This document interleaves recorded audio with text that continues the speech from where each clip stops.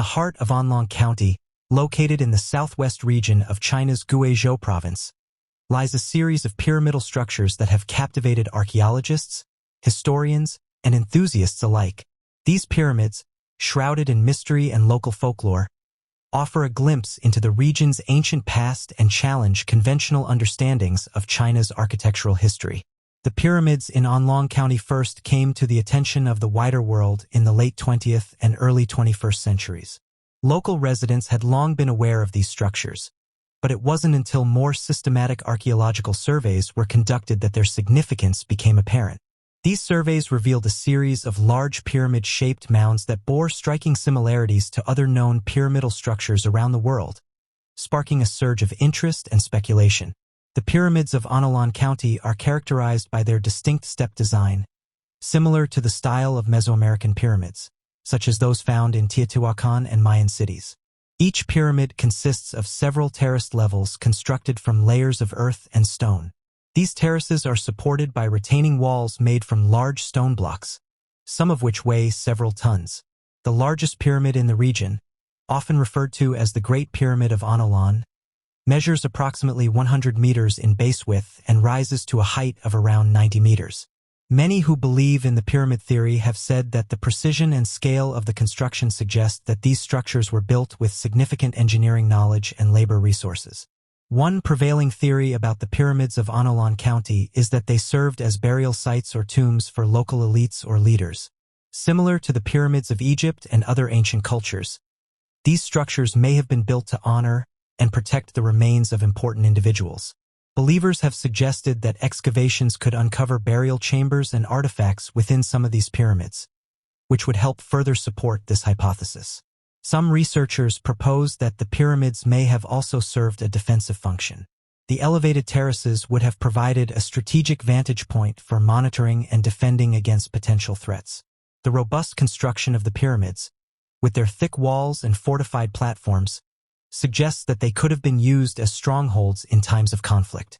The discovery of the pyramids in Anlong County challenges traditional views of ancient Chinese architecture. While China is renowned for its pagodas, palaces, and Great Wall, the existence of pyramidal structures indicates a diversity of architectural styles and influences that have yet to be fully explored. This finding prompts a reevaluation of the cultural and technological exchanges that may have occurred between ancient China and other civilizations. The pyramids of Anlong County are still relatively understudied compared to other archaeological sites in China. Future research efforts are crucial to uncovering more about these mysterious structures. Advanced technologies such as ground-penetrating radar, 3D mapping, and radiocarbon dating can provide more detailed information about the construction techniques, age, and usage of the pyramids. Collaborative efforts between local authorities, international researchers, and academic institutions can help to ensure that the pyramids are studied comprehensively and preserved for future generations. Public interest and awareness can also play a vital role in protecting and promoting these archaeological treasures. Online discussions have been ongoing on the source of the peculiar mountain structures. Some individuals propose that they are prototypes of genuine pyramids, while others argue that they are natural formations or even ancient burial sites. Nevertheless, specialists have provided their insights on the issue, advising against excessive interpretation. Professor Zhou Qi-wen from Guizhou Normal University School of Geography and Environmental Science was interviewed by Chinese media outlets. Zhou clarified that the mountain formations are natural occurrences and attributed their pyramid-like structure to the delicate craftsmanship of nature. Zhou explained that the rocks found in the Anlong pyramids are limestone structures that originated during the early to middle Triassic eras, dating back over 200 million years. The rocks were produced in a marine environment when minerals dissolved in water underwent recrystallization to form the various layers observed today as a result of periodic fluctuations in temperature and geology. Zhou clarified that the conical shape of the mountains is due to the karst topography of the area, which is defined by the presence of rocks that can dissolve in water. These materials are eroded vertically by water, leading to the creation of separate units from the initial mass of rock. The pyramid shape is characterized by steep peaks and broad bases, which result from ongoing erosion, mostly affecting the upper layers while causing less erosion at the bottom. Zhou clarified that the block-like features of the rocks, which resemble man-made architecture, are a result of geological processes in karst landscapes. These processes disintegrate layered rocks into smaller blocks, giving them the appearance of man-made structures. Interestingly, many researchers have pointed out that in China, a country with a rich and diverse history, archaeological research is often shrouded in secrecy and tightly controlled by the government. China has a long history of dynastic rule, each era contributing to the vast tapestry of its cultural heritage. However, not all periods of history align with the current political narrative promoted by the current party. The government has a vested interest in presenting a cohesive and glorified version of history that supports its legitimacy and continuity. Archaeological discoveries that contradict or complicate this narrative pose a threat to the carefully curated historical image. Nationalism plays a crucial role in modern China.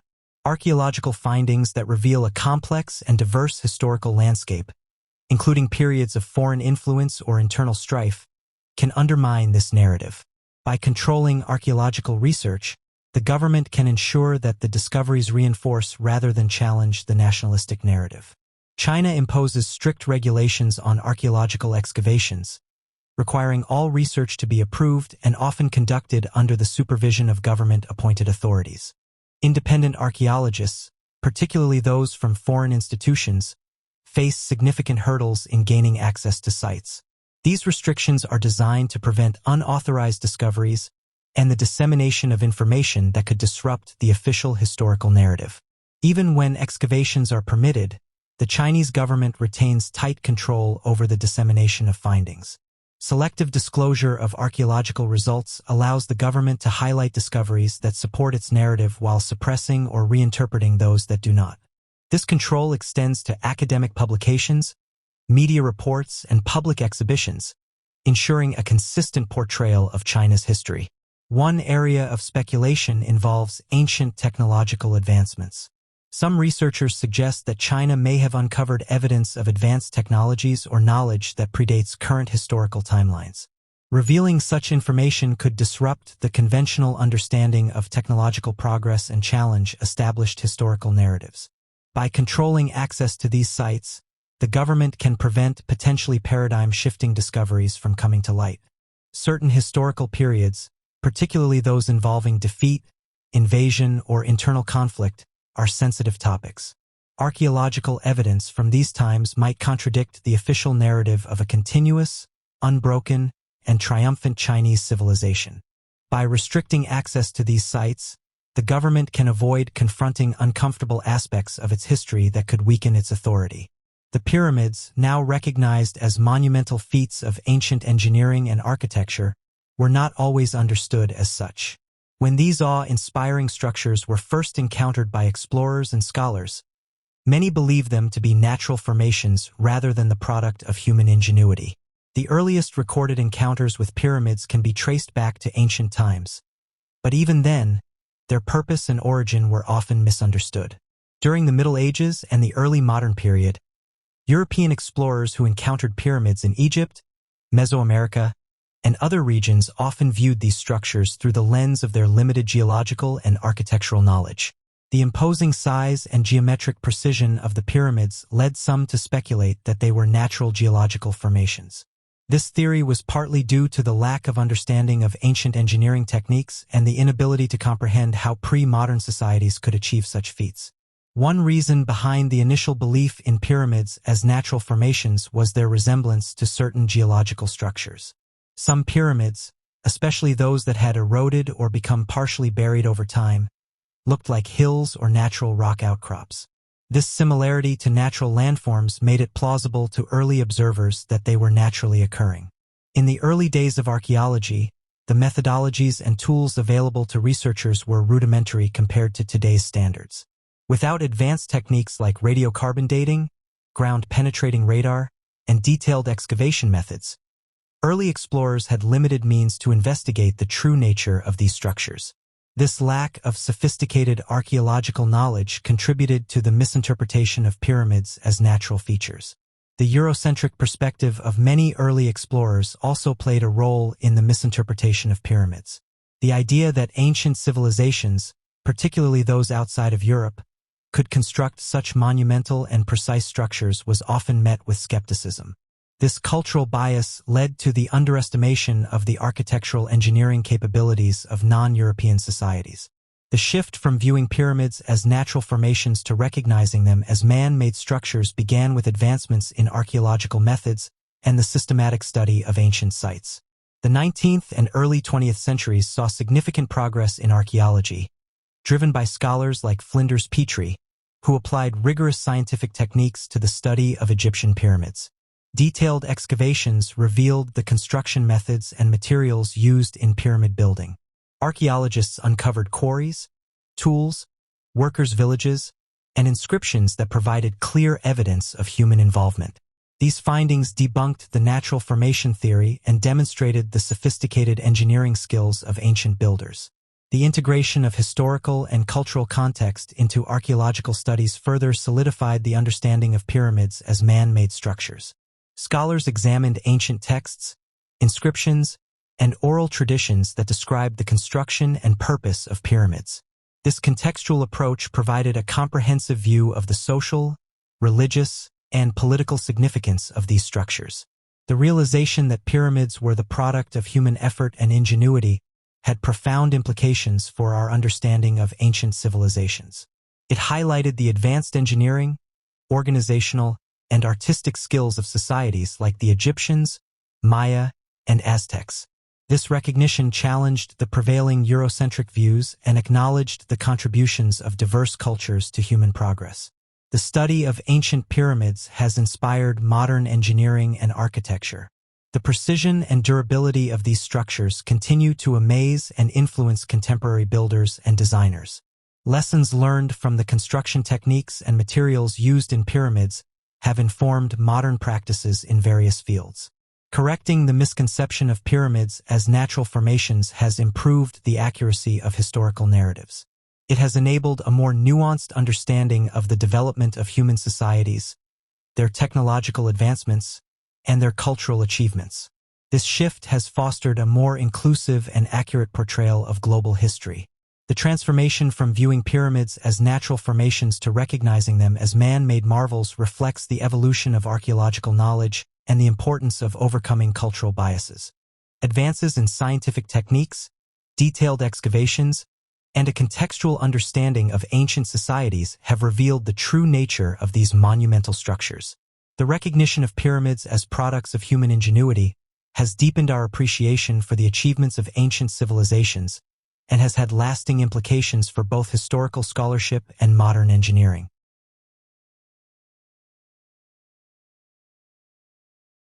In an age where social media has become a powerful tool for sharing information and uncovering secrets, an extraordinary claim has surfaced that has captivated the public imagination.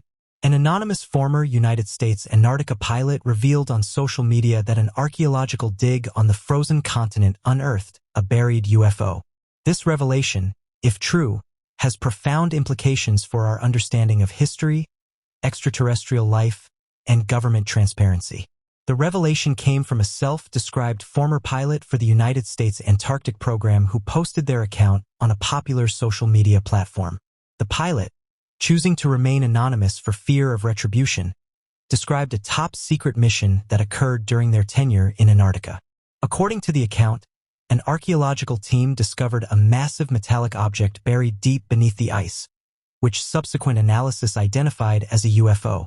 The anonymous pilot detailed how the archaeological team initially stumbled upon the object that was embedded within the ice on top of a mountain using ground-penetrating radar analysis of subterranean structures.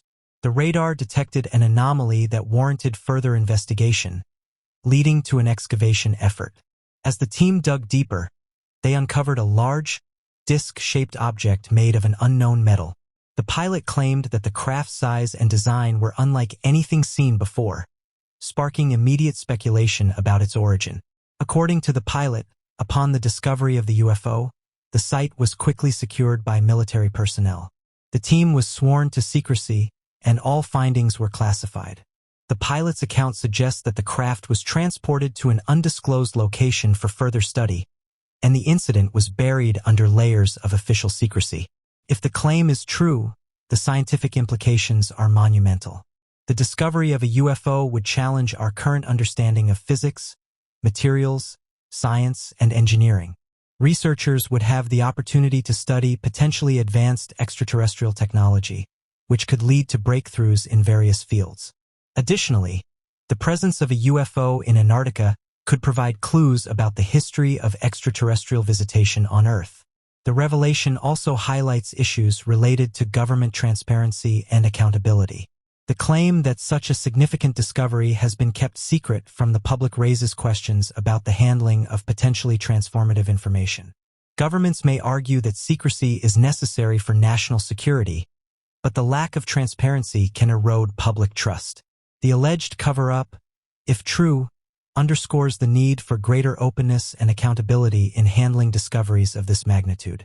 The claim of a buried UFO in Antarctica fits within a broader context of UFO sightings and Antarctic exploration, both of which have been subjects of fascination and speculation for decades.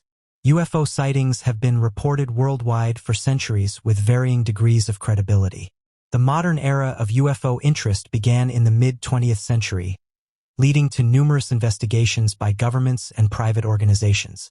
While many sightings can be explained by natural or man-made phenomena, a small percentage remain unexplained, fueling ongoing interest and research. Antarctica, with its extreme environment and relative isolation, has long been a subject of intrigue and mystery. The continent's harsh conditions make it one of the least explored regions on Earth, contributing to its allure as a potential hiding place for ancient secrets and unknown phenomena. Scientific research in Antarctica has revealed much about the planet's history and climate, but the region's vastness and remoteness mean that many mysteries likely remain. The anonymous pilot shared a photograph that was allegedly taken during the initial discovery of the UFO. This image, now circulating widely on social media and various internet forums, depict a large disc-shaped object partially buried in ice situated on the peak of a rugged snow-covered mountain. The photographs have been analyzed and debated by UFO researchers and enthusiasts alike with varying conclusions about their authenticity. The photographs show a metallic saucer-like craft with a smooth surface and no visible seams or rivets. The craft's design appears advanced and unlike any known human-made aircraft. The surrounding terrain is stark and desolate, emphasizing the object's isolation and the difficulty in reaching such a remote location. The location of the UFO on a mountain peak adds an intriguing dimension to the narrative. Mountains, often considered sacred or mystical in various cultures, have long been associated with otherworldly phenomena and ancient secrets. If the UFO was indeed placed or landed on top of the mountain, it suggests a level of technological capability far beyond current human understanding. The craft's placement could indicate a strategic or intentional choice, possibly for reasons related to communication, observation, or energy harnessing. The high altitude and isolation could offer a vantage point or minimize detection by human activities. Mountains have symbolic significance in many cultures, representing the link between the heavens and the earth. The presence of a UFO on a mountaintop could be seen as a powerful symbol of the intersection between human civilization and extraterrestrial life. This setting adds a layer of mystique and wonder to the narrative, drawing parallels with ancient myths and legends of celestial beings. From a scientific perspective, the photographs and the story of the buried UFO highlight the need for continued exploration and investigation of remote and uncharted regions. Antarctica, with its extreme environment and unexplored areas, remains a frontier for scientific discovery. The potential presence of advanced technology in such a location challenges scientists to rethink existing paradigms and consider new possibilities. Interestingly enough, a new dimension has been added to the continent's mysterious allure: the discovery of what appear to be unidentified flying objects buried under its vast sheets of ice, as seen through Google Earth. These sightings have sparked widespread speculation and debate, raising questions about the existence of extraterrestrial life, ancient civilizations, and the uncharted secrets of our planet. Google Earth, a tool that allows users to explore satellite images of the Earth's surface, has become an unexpected platform for uncovering potential UFOs in Antarctica. Enthusiasts and researchers have meticulously scanned the frozen landscape, identifying anomalies that resemble disc-shaped objects and other structures buried beneath the ice. Several key sightings have drawn significant attention. One notable discovery includes a circular object, approximately 50 feet in diameter, partially exposed by melting ice. Another prominent sighting involves a series of symmetrical shapes that appear to form a structured complex, suggesting the possibility of ancient or advanced construction. These images, available for public viewing on Google Earth, have been analyzed by numerous independent researchers. The anomaly's distinct shapes and sizes have led many to speculate that they could be the remnants of advanced technology or even crashed advanced spacecraft. While the images captured on Google Earth are compelling, there are several possible explanations for these phenomena ranging from natural geological formations to remnants of human activity and more extraordinary theories involving extraterrestrial life. One of the most plausible explanations is that these anomalies are natural geological formations. Antarctica is known for its extreme weather conditions and unique glacial dynamics, which can create unusual ice formations and rock structures. Subglacial volcanic activity, shifting ice, and erosion could result in shapes that, from a satellite perspective, resemble artificial structures or UFOs. The most interesting theory is that these anomalies are indeed spacecraft. Proponents of this idea argue that the distinct symmetrical shapes and the remote location suggest the presence of advanced technology. This theory is bolstered by historical accounts and conspiracy theories that claim Antarctica has long been a site of extraterrestrial interest and activity. The sightings have sparked considerable interest among scientists, researchers, and the general public. The debate over their origins has highlighted the need for rigorous scientific investigation and open discourse. Public fascination with UFOs and extraterrestrial life has fueled widespread interest in these discoveries. The idea of alien spacecraft buried under Antarctic ice captivates the imagination, blending elements of science fiction and adventure. This interest has led to extensive coverage on social media, documentaries, and forums dedicated to uncovering the truth behind these enigmatic images. If the anomalies are proven to be ancient structures or extraterrestrial spacecraft, they could challenge our understanding of history and human civilization. Such a discovery would suggest that Antarctica, once a temperate and possibly habitable region, played a significant role in ancient history. This could lead to a reevaluation of historical timelines and the potential influence of advanced civilizations on early human development. Studying these anomalies could drive advancements in science and technology. The methods and technologies developed to explore and analyze the anomalies could have broader applications in geology, archaeology, and planetary science. Additionally, if extraterrestrial technology is discovered, it could revolutionize our understanding of physics, engineering, and space travel. The southernmost continent, Antarctica, is still one of the least known and most enigmatic locations on Earth. This frozen wilderness, which spans a region of over 14 million square kilometers, is a place of extremes with temperatures as low as -80 degrees Celsius and gusts as high as 200 kilometers an hour. For more than a century, Antarctica has served as a major hub for scientific exploration and research despite its severe environment.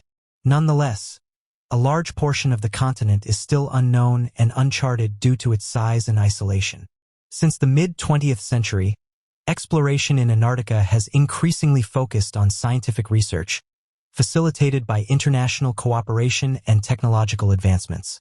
The signing of the Antarctic Treaty in 1959 marked a turning point in the governance and exploration of Antarctica. The treaty, which has been signed by 54 countries, designates Antarctica as a scientific preserve and bans military activity on the continent.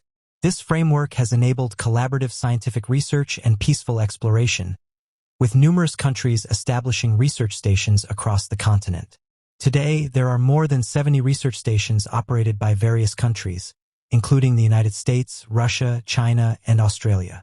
These stations serve as hubs for scientific research, supporting studies in glaciology, meteorology, geology, biology, and climate science. Field camps are also established in remote areas to conduct specific research projects and exploratory missions. Advancements in satellite and remote sensing technology have significantly enhanced our ability to explore and monitor Antarctica. Satellites provide comprehensive data on ice sheet dynamics, climate patterns, and topographical features. Google Earth, a tool that provides satellite imagery of the Earth's surface, has been instrumental in uncovering many previously unknown features of our planet. Enthusiasts and researchers have used this tool to explore Antarctica, revealing a range of anomalies. Among the most startling discoveries are what appear to be tanks and other military vehicles scattered across the icy terrain. Several key sightings have captured public and media attention. These include images of large tracked vehicles resembling tanks, as well as other military equipment partially buried under the ice and snow. The precise coordinates of these anomalies have been shared widely on social media and various online platforms, prompting further investigation and debate. The presence of military vehicles in Antarctica raises numerous questions, with several possible explanations ranging from historical artifacts to secret military operations. A more sensational theory posits that the vehicles are part of ongoing secret military operations. Despite the Antarctic Treaty, which designates the continent for peaceful and scientific purposes, there have been persistent rumors of clandestine military activities. Some speculate that countries may be using remote parts of Antarctica for testing advanced technology or conducting covert operations, and that the discovered vehicles are part of these efforts.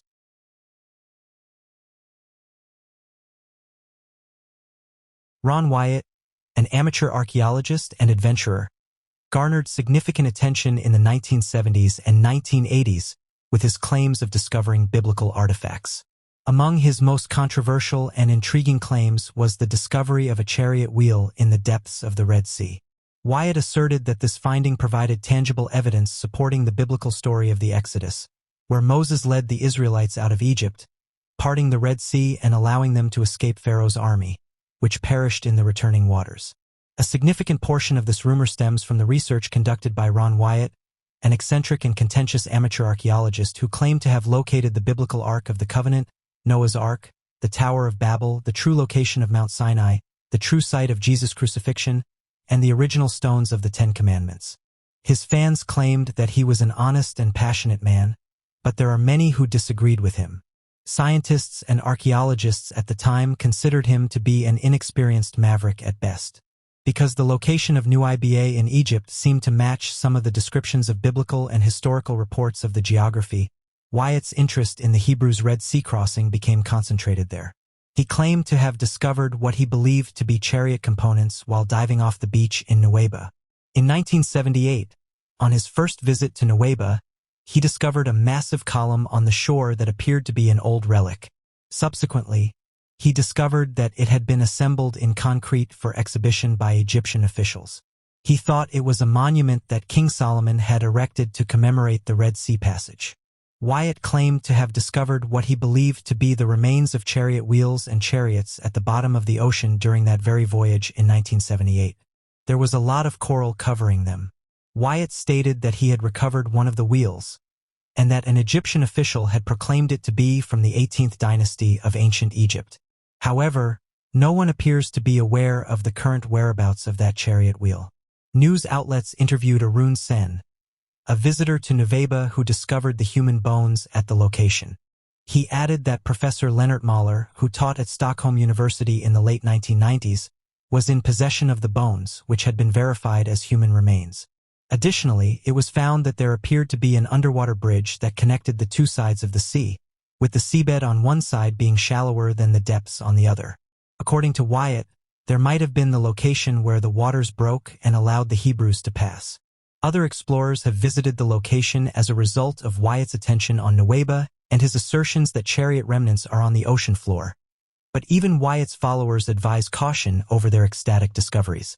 Journalist Joe Kovacs was informed by Richard Rives, president of Tennessee's Wyatt Archaeological Research, that all kinds of people are finding coral and calling it chariot parts. The same thing Mary Nell, Wyatt's wife, told Kovacs. She claimed that when she first went diving at the Red Sea site with Wyatt, she initially believed everything to be a chariot wheel. In summary, all that appears to be available at this time to bolster the claims of chariot components on the Red Sea floor are images, the most of which feature coral formations. There are still unanswered questions regarding the site because no documented artifacts have been removed and preserved from there, and the Egyptian government forbids any discoveries from being made public. Although this tale is frequently credited to a 2014 news website, It would seem to predate the Plainly piece because Ron Wyatt appears to have made this claim in print at least as early as 1993 and passed away in 1999. To assess the legitimacy of their statements, one need just look to their original source. The strongest evidence comes from a single grainy shot of a wheel that, in many people's opinion, is strangely well preserved for its alleged antiquity and looks a lot like a chariot wheel used in building. His claim that the wheel's 4 spokes date it to the right region and that the shiny areas are the remains of a gold veneer serve as proof that it originated as an Egyptian chariot wheel. It's pretty telling that these assertions are largely disregarded elsewhere and only appear in publications that are blatantly biased. In the biblical narrative, the Exodus is one of the most dramatic and significant events described in the book of Exodus. According to the story, Moses, under divine guidance, led the Israelites out of Egyptian bondage. When they reached the Red Sea, Moses parted the waters, creating a path for the Israelites to cross. The pursuing Egyptian army, led by Pharaoh, followed but was engulfed by the returning waters, resulting in their destruction. Ron Wyatt, who was deeply inspired by biblical archaeology, undertook several expeditions to the Middle East to search for evidence of this and other biblical events. Wyatt claimed to have discovered chariot wheels and asserted that these findings were remnants of the Egyptian chariots destroyed during the Exodus. Wyatt's most notable discovery was a coral-encrusted object he identified as a chariot wheel. According to his account, this object was located during a diving expedition. Wyatt provided photographs of the wheel-shaped object, which he claimed matched the design of ancient Egyptian chariot wheels. Additionally, he reported finding other artifacts, such as human and horse bones, further supporting his interpretation. One of the primary criticisms of Wyatt's work is the lack of peer-reviewed evidence. Archaeological discoveries are typically subjected to rigorous scrutiny and verification by experts in the field. Wyatt's findings have not been published in reputable scientific journals or subjected to independent verification, making it difficult to assess their validity. While Wyatt's methods and conclusions may be disputed, his work has inspired further exploration and interest in the regions associated with biblical narratives. Subsequent expeditions by professional archaeologists have continued to investigate the potential historical basis for the Exodus story. Although definitive proof remains elusive, the search for evidence continues to yield valuable insights into the ancient cultures and histories of the Middle East. Scientists reveal they found evidence of pottery and prehistoric human activity at a possible Noah's Ark location. While it's not exactly proof, researchers have managed to confirm the presence of ancient human activity and pottery at a distant spot in eastern Turkey that some have speculated may be Noah's Ark landing site. While further analysis is needed, the project at the Durupanar Formation, a distinctive boat-shaped geological formation that has attracted attention since its discovery in 1959, has uncovered new findings that may point to the earliest known instances of the clay firing method used to create pottery. Researchers from Agri Ibrahim Saikhan University, Istanbul Technical University, and Andrew University, a private Seventh-day Adventist university in Michigan, announced the findings of their most recent investigations conducted at the formation at a conference held in October at Istanbul Technical University. When the crew visited the location in December 2022, they used ground-penetrating radar and discovered underground layers and intriguing angular structures, which are features that are not typically associated with natural geological formations. Professor Farooq Kaki revealed the results and stated that preliminary analysis of more than 24 rock and soil samples may indicate signs of human activity at the location around 5,000 years ago. The ancient items, according to Kaki, demonstrate a sophisticated understanding of the process of creating clay. He stated in his presentation that they saw that these ceramic pieces weren't produced entirely of clay when they looked at their structural makeup. They were polygenic, meaning they were made up of rocks from many origins, sand, silt, and small and large fine clay grains, as well as grains that were nearly the size of gravel. This demonstrates how old the artifacts are. This indicates a long history of work at this location. They were created by locally burning clay. Although the team has mainly focused on conducting an initial archaeological surface survey by walking around the site in search of pottery and collecting soil and rock samples, more work is anticipated in the form of geophysical surveys, core drilling, and possibly even limited form of excavations. The dimensions of the ark described in the book of Genesis, which are 300 cubits by 50 cubits by 30 cubits, or 164 yards by 27 yards by 16 yards, or 150 meters by 25 meters by 15 meters, are cited by proponents of the ark theory in addition to the formation's boat shape. Both secular and Christian scientists have dismissed the potentially significant discovery. Ken Ham stated in a post from October 2021 that there had been conjecture since 1959 over the location of Noah's Ark at the Durupinner Formation site. The director of Answers in Genesis's research department, geologist Andrew Snelling, made assertions that Ham incorporated in his piece. Snelling believes it is unlikely that the Ark has endured this long. In the meantime, a geologist from California State University published a report labeling the biblical connection as false, claiming the region was just a rock formation and not an old boat. The Durupinner Formation was first the subject of research study in 2021, although a Turkish army captain had found the place back in 1959. Thanks to the efforts of American explorer Ron Wyatt and others, the site became the subject of scholarly interest in the 1970s and continued until the mid-1990s. A team of scientists claim they found old wood inside the real Noah's Arkansas. The Durupinner site has long fascinated academics because of its connection to Noah's Ark, which is said to represent the biblical ship's final resting place. Upon viewing the images, believers perceived them as the definitive proof they had been looking for, confirming the existence of a boat-shaped building tucked away on this mountain. Strong evidence that the aforementioned relics were, in fact, a component of a massive ancient boat has been reported by a group of committed researchers, adding to the significance of this amazing discovery. A combined team of experts from China and Turkey made an incredible statement on April 20, 2010 during a major press conference in Hong Kong. On top of a mountain, they found what is thought to be Noah's Arkansas. Religious communities who had long held the belief that the Ark was located within these mountains responded overwhelmingly to this astounding news. These results, which have been confirmed by the hard work of the research team, give people concrete proof that supports their ideas, satisfying their long-standing need for evidence. The enormity of this finding has caused great enthusiasm and a global revival of faith among believers.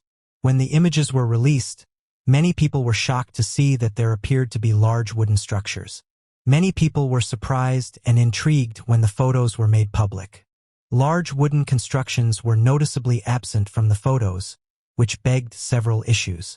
A particular scientist provided an intriguing analysis of the discovery, expressing both his scientific skepticism and his fascination with the possibility that the remains of Noah's Ark had been found.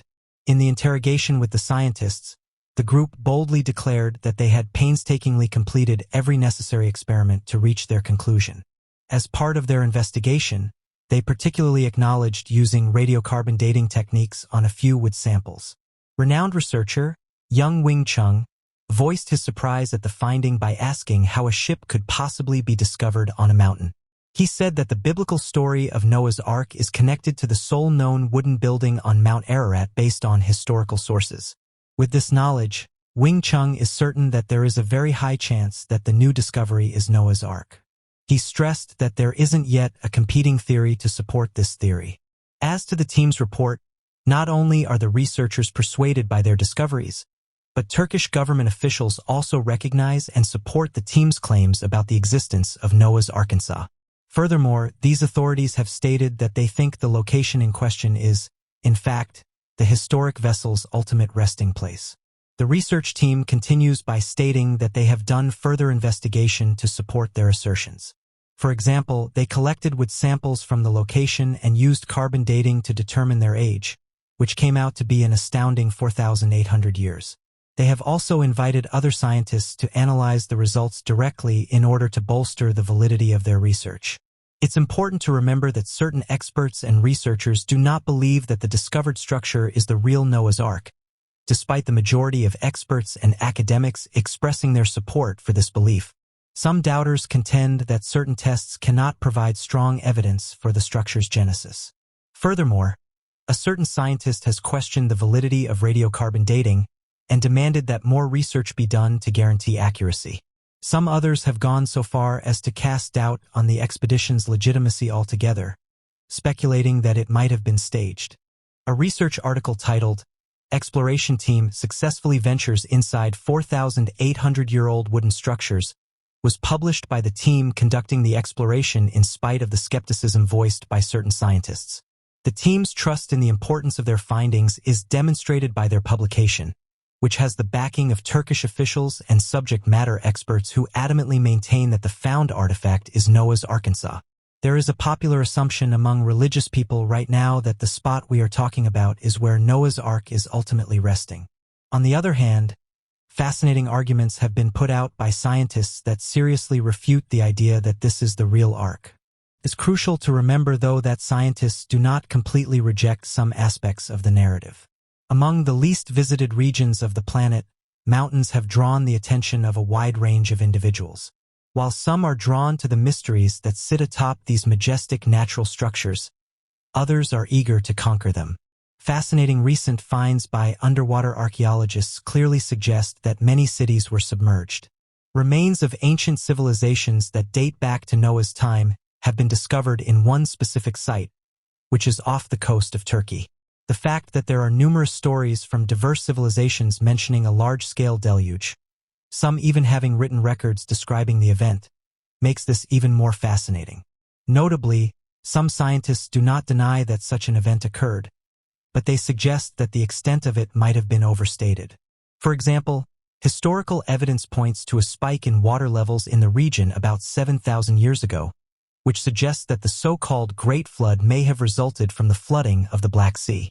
Given the recent discovery of multiple ancient underwater cities, it is imperative that scientists recognize the existence of a cataclysmic event that caused the submersion of cities. The precise scale of this event is still up for discussion among specialists. Both scholars and the general public are still enthralled with the Durupınar site. Though the evidence is still unclear, the site remains a focal point for conversations regarding the relationship between science, history, and faith. Regardless of whether the Durupınar formation is the actual remnants of Noah's Ark, it underscores the persistent human enchantment with age-old riddles and the pursuit of comprehending our historical background.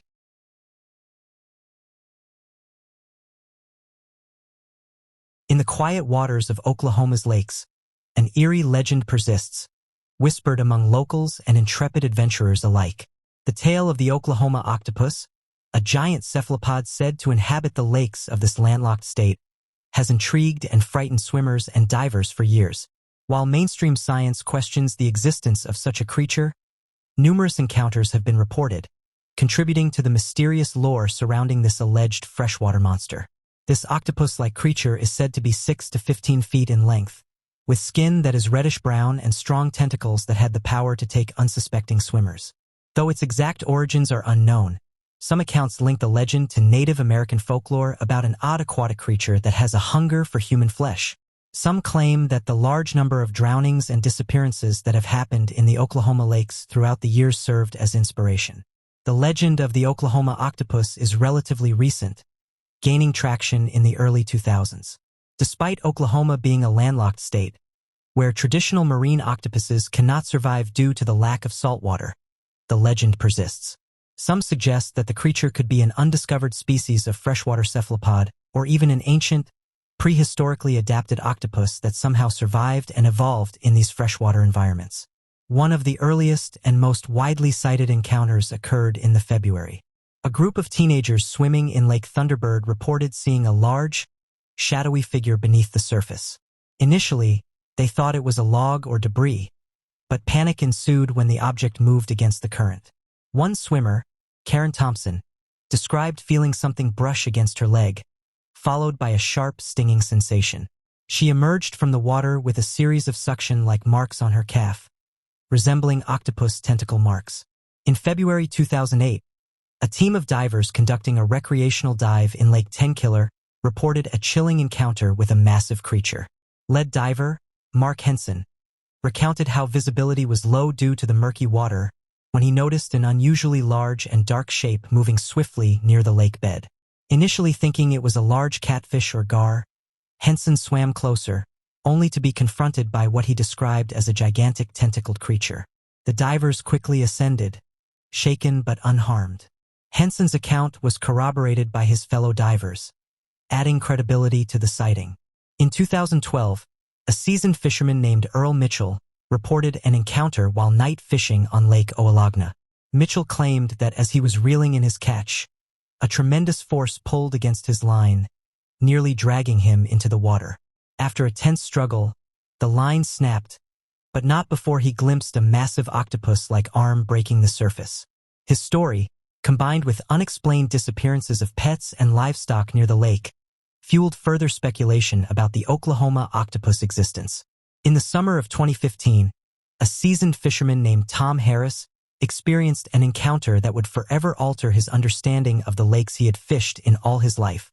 Tom, an experienced diver and angler, had spent countless hours exploring the depths of Oklahoma's lakes. However, nothing had prepared him for the day he came face to face with what he believes to be the elusive Oklahoma octopus. Tom Harris was a well-known figure in his community, respected for his knowledge of local wildlife and his dedication to preserving the natural beauty of Oklahoma's lakes. With over 20 years of diving and fishing experience, Tom had a deep appreciation for the aquatic ecosystems he frequented. His usual haunt was Lake Tenkiller, one of the largest and deepest lakes in the state, renowned for its clear waters and abundant fish species. On a warm July afternoon, Tom decided to go for a dive to explore a section of Lake Tenkiller that he had not visited in years. Equipped with his diving gear and underwater camera, Tom aimed to document the underwater flora and fauna, hoping to capture some rare footage of the lake's aquatic life. As he descended into the cool, clear water, Tom marveled at the vibrant ecosystem below. Schools of fish darted around him, and the underwater vegetation swayed gently with the currents. After about 30 minutes of exploring, Tom noticed a peculiar shadowy figure in the distance. Intrigued, he decided to investigate further. As Tom swam closer, the figure began to take shape. To his astonishment, he saw a massive octopus-like creature partially concealed among the rocks and vegetation. The creature was unlike anything he had ever seen in freshwater. Its body was large and bulbous, covered in a reddish-brown skin that blended seamlessly with the surroundings. Long, sinuous tentacles extended outward, some wrapped around rocks, while others moved languidly in the water. As he moved towards the creature, it suddenly became aware of his presence. One of its tentacles reached out towards him, and Tom felt a sharp tug on his leg. Panic surged through him as he struggled to free himself. Using his dive knife, he managed to cut through the tentacle's grasp, leaving a suction mark on his calf. The creature retreated into the shadows, and Tom, shaken but unharmed, quickly ascended to the surface. Tom surfaced, gasping for breath and adrenaline coursing through his veins. Tom's encounter reignited the debate over the existence of the Oklahoma octopus. Mainstream scientists remained skeptical, pointing out the biological improbability of a marine octopus living in a freshwater environment. They suggested alternative explanations, such as a misidentified large catfish or a species of freshwater jellyfish that could have given the appearance of an octopus. Researchers into the unknown were more open to Tom's account. They argued that his detailed description and photographic evidence provided valuable data for further investigation. They also noted the similarity of his sighting to other reports of large, octopus-like creatures in Oklahoma's lakes, suggesting that there might indeed be an undiscovered species lurking in the depths. Tom's story has inspired renewed interest in exploring Oklahoma's lakes and studying their ecosystems. The legend of the Oklahoma octopus has become an integral part of local folklore, and Tom's encounter adds a new chapter to this evolving narrative. Stories like his enrich the cultural heritage of the region, providing a sense of mystery and wonder that captivates both residents and visitors. The concept of cryptids, creatures whose existence is suggested but not scientifically proven, has fascinated people for generations. Among these mysterious beings is the Oklahoma octopus, and numerous anecdotal accounts and unexplained disappearances have led some to speculate about the existence of this enigmatic creature. Over the years, numerous disappearances have been reported in Oklahoma's lakes, with some cases remaining unexplained despite thorough investigations. Individuals often vanish without a trace, and the lack of clear evidence has led to various theories, including the possibility of the Oklahoma octopus. Several notable cases have drawn attention to the potential involvement of the Oklahoma octopus. A common pattern in these disappearances is the suddenness with which they occur. Witnesses often describe the divers and swimmers being pulled underwater swiftly without signs of struggle or distress. This abruptness has led to theories that an aggressive predator, such as the Oklahoma octopus, might be responsible. One of the main reasons for scientific skepticism is the lack of physical evidence. Despite numerous sightings and anecdotal accounts, there have been no verified photographs, biological samples, or remains of the Oklahoma octopus. Without concrete evidence, the scientific community is reluctant to accept the existence of such a creature. As of right now, the possibility that the Oklahoma octopus is behind disappearances in U.S. lakes remains a tantalizing and controversial theory. While mainstream science dismisses the existence of such a creature due to a lack of physical evidence and biological implausibility, the numerous unexplained disappearances and anecdotal accounts keep the legend alive. Whether viewed as a cryptid or a cautionary tale, the Oklahoma octopus captivates the imagination, reflecting humanity's enduring fascination with the unknown and the mysteries that still lie hidden in our world's depths. The legend encourages exploration, conservation, and an appreciation for the rich tapestry of folklore that continues to shape our understanding of the natural world. The accounts of terrifying encounters and the eerie allure of a giant human-attacking cephalopod living in Oklahoma's lakes contribute to a rich tapestry of local folklore, and the stories have reminded many of the giant squid tales. For centuries, tales of monstrous sea creatures attacking ships have captivated the imaginations of sailors and landlubbers alike. Among these legendary beings is the giant squid, and it holds a prominent place in our history. The legend of the giant squid dates back to ancient times. Norse mythology spoke of the kraken, a colossal sea monster that terrorized sailors off the coast of Norway and Greenland. Described as a creature with immense tentacles capable of enveloping entire ships, the kraken became a symbol of the ocean's unfathomable dangers. During the Age of Exploration, European sailors encountering unfamiliar and treacherous waters often reported sightings of monstrous sea creatures. These tales were likely influenced by real encounters with large marine animals, such as whales and squids, seen through the lens of fear and superstition. Giant squids can grow up to 13 meters, or 43 feet for females, and 10 meters, or 33 feet for males, making them one of the largest invertebrates on Earth. They possess 8 arms and 2 longer feeding tentacles equipped with suckers lined with sharp teeth, which they use to capture prey. Their beaks are powerful enough to slice through flesh, and their eyes, the largest in the animal kingdom, allow them to see in the deep ocean's dim light. Giant squids inhabit deep oceanic waters, typically at depths between 300 and 1,000 meters. They are elusive and rarely seen alive, which has made studying them challenging. Most of what we know comes from dead specimens and rare deep-sea footage.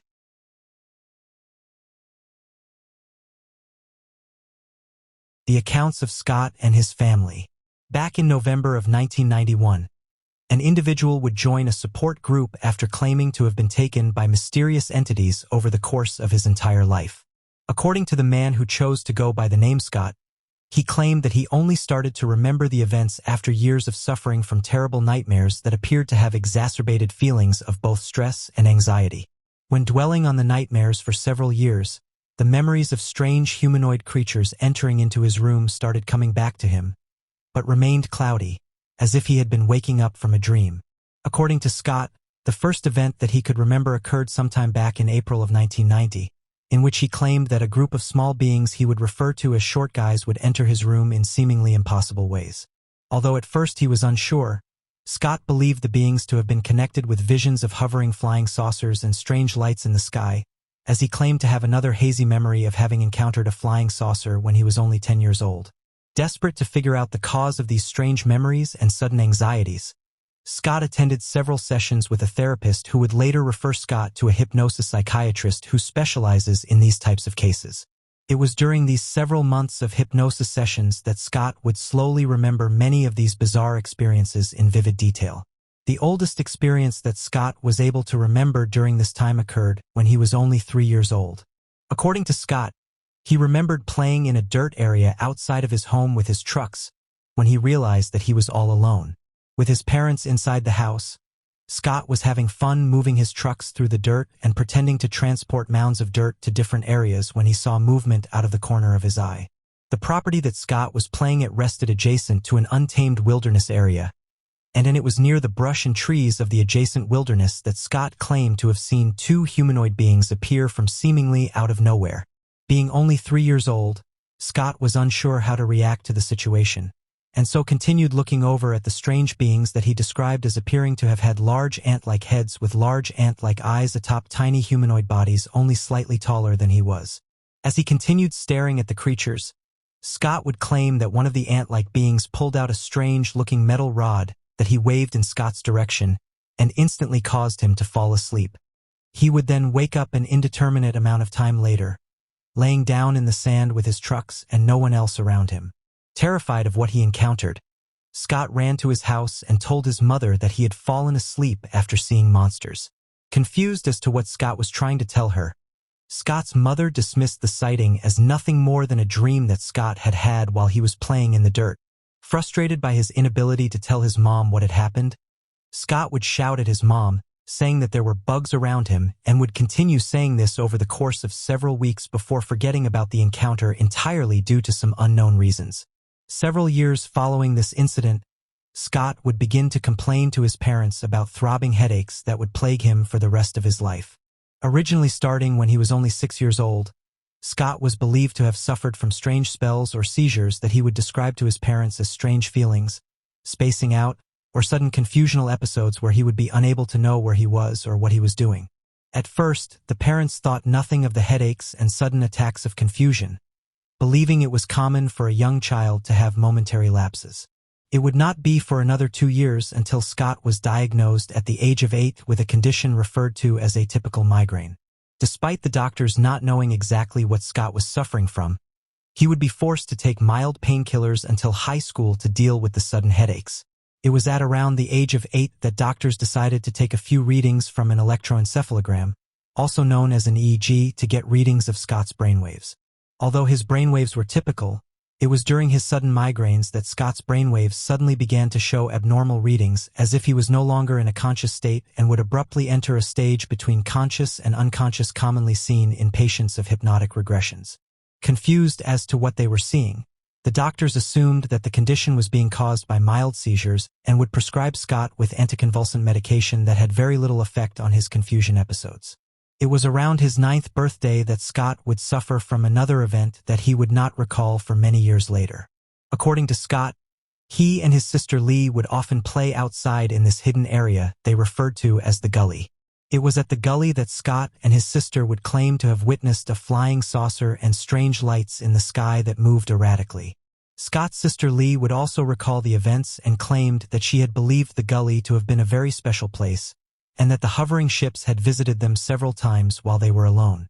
It would not be until Scott was around 12 to 13 that he would claim to suffer from vivid hallucinations. Although Scott was unaware of his hallucinations, notes from medical professionals concerning his case had written down what he had told his doctors during a routine checkup. According to the doctor's notes, Scott had complained of seeing a spinning colored triangle and a feminine figure staring at him standing over his bed while he was trying to sleep. Other recorded hallucinations claim that Scott had seen this feminine figure at other times, standing near him while he had been outdoors and standing outside a car door when he had been camping and sleeping within the car. Doctors were hesitant to connect the sightings with the migraines as they were unsure of whether or not the hallucinations were merely misremembered nightmares. But by age 15, Scott's medical records would describe these episodes and claim that one of the symptoms of his illness was visual hallucinations. By the time Scott turned 19, he felt increasingly dissatisfied with medical professionals and claimed that his doctors were practicing hit or miss medicine practices, a slang term that meant the doctors had no idea what they were doing and were merely prescribing any kind of medication to solve Scott's problems. His last visit would occur sometime around this time, when a visit to the doctor would reveal normal EEG signatures, and his prescription medication would be discontinued. Scott would never visit a doctor for his migraines for the foreseeable future.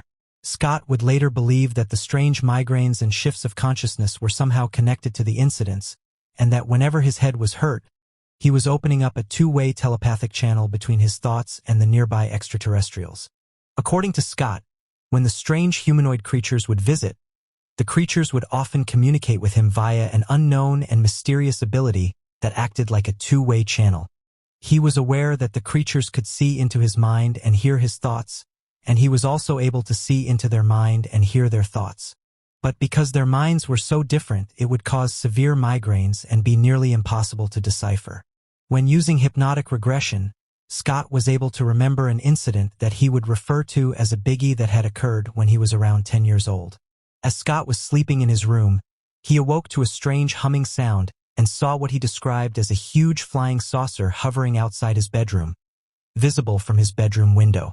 As he was staring at the flying saucer, a group of the small humanoid beings entered his room through the hallway. The family dog, which had been barking and growling at the creatures, was immediately knocked out and put to sleep when one of the creatures waved a rod in the dog's direction, causing it to fall asleep in the hallway at their feet.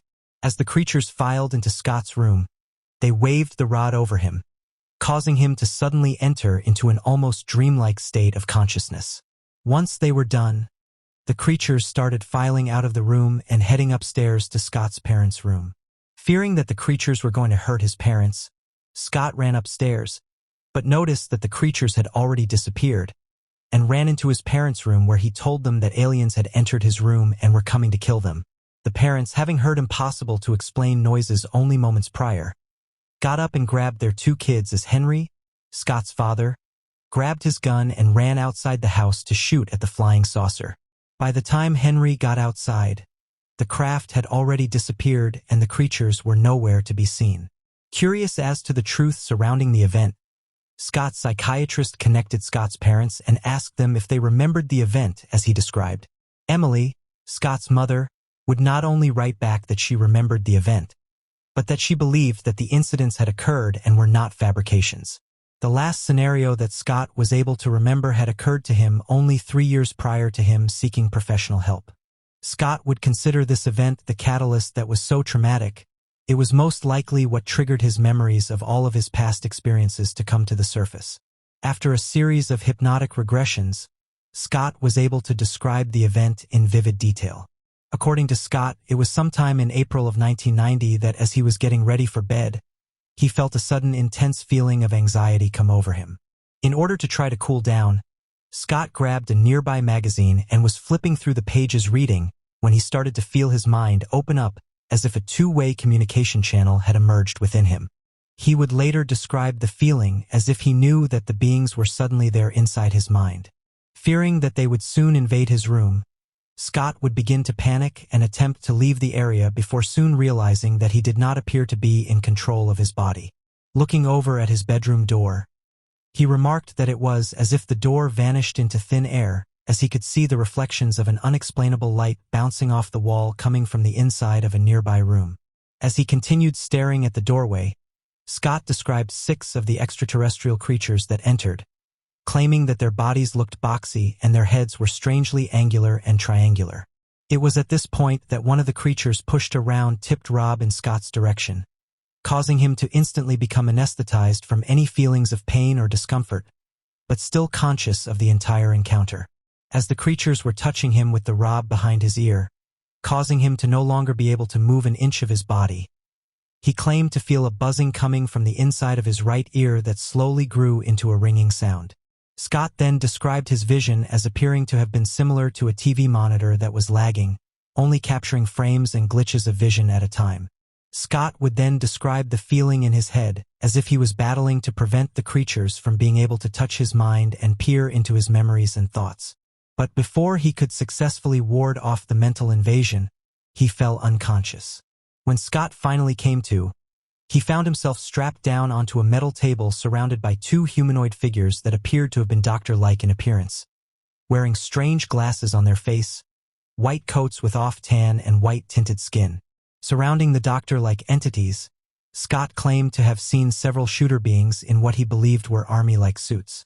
These creatures were described as having deep black and slightly slanted eyes with gray borders at the edges of their eyes.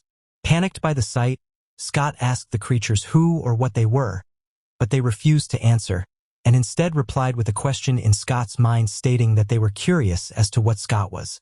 It was after this short exchange that the creatures placed a faucet-like device onto Scott's private area, with a suction-like device being attached towards the end.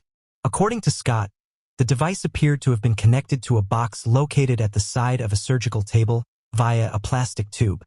As he tried to fight against the creatures, he could see a reflection of himself hovering above him as if he was staring into a large mirror. He then noticed in the reflection that his head was resting on a block-like pillow and 4 metal surgical prongs were being pressed into his neck, high up, just slightly below his scalp. Although uncertain as to what the metal prongs were accomplishing, Scott assumed that the prongs were actually some form of electrodes that were planted at the base of his skull to manipulate him and control his movements and feelings. Shortly after looking into his reflection, the creatures would soon turn on the device and begin extracting copious amounts of Scott's DNA. The forceful extraction caused terrible pain as he began questioning why the creatures were doing this to him. It was at this point that the beings began to communicate telepathically with Scott and telling him that they were going to use his DNA for experiments. Unsure of what they meant, they clarified to Scott, telling him that they were going to use him as a father so that they could make babies with Scott's genetic material for future purposes, though failed to elaborate what those purposes could be. Shortly thereafter, Scott would pass out from the pain and awake in his room the next morning with several bruises and pins in his body that appeared similar to shots and surgical marks. Oddly enough, when Scott started to attend the routine hypnotic sessions, Scott's sister, Lee, also chose to attend a session of her own, as she believed that she had suffered the same fate in the past by these impossible-to-explain creatures. Unfortunately, any information surrounding Scott's sister is unknown, though Scott believes that his sister and possibly his mother had suffered from similar events in the past, but are unaware of their experiences similar to how he had been before opening his mental block. Although it's impossible to know for certain, Scott believes that the creatures were planning on using harvested sperm to create hybrid creatures that could one day take over the planet and have the genetic composition and health necessary to adapt to our planet's climate.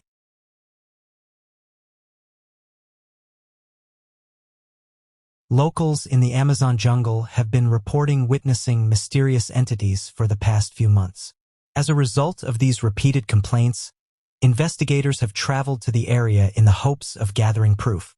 Interestingly, a mysterious photograph was posted a few days ago that allegedly showed one of these mysterious humanoids. The residents reported seeing brilliant lights above the region, and some people claimed to have seen them at night and noticed that they emitted a strong glow. The witness, whose statement needed to be translated, claimed to have taken a picture of a little humanoid in the bush while traveling through the Zungara region of Peru.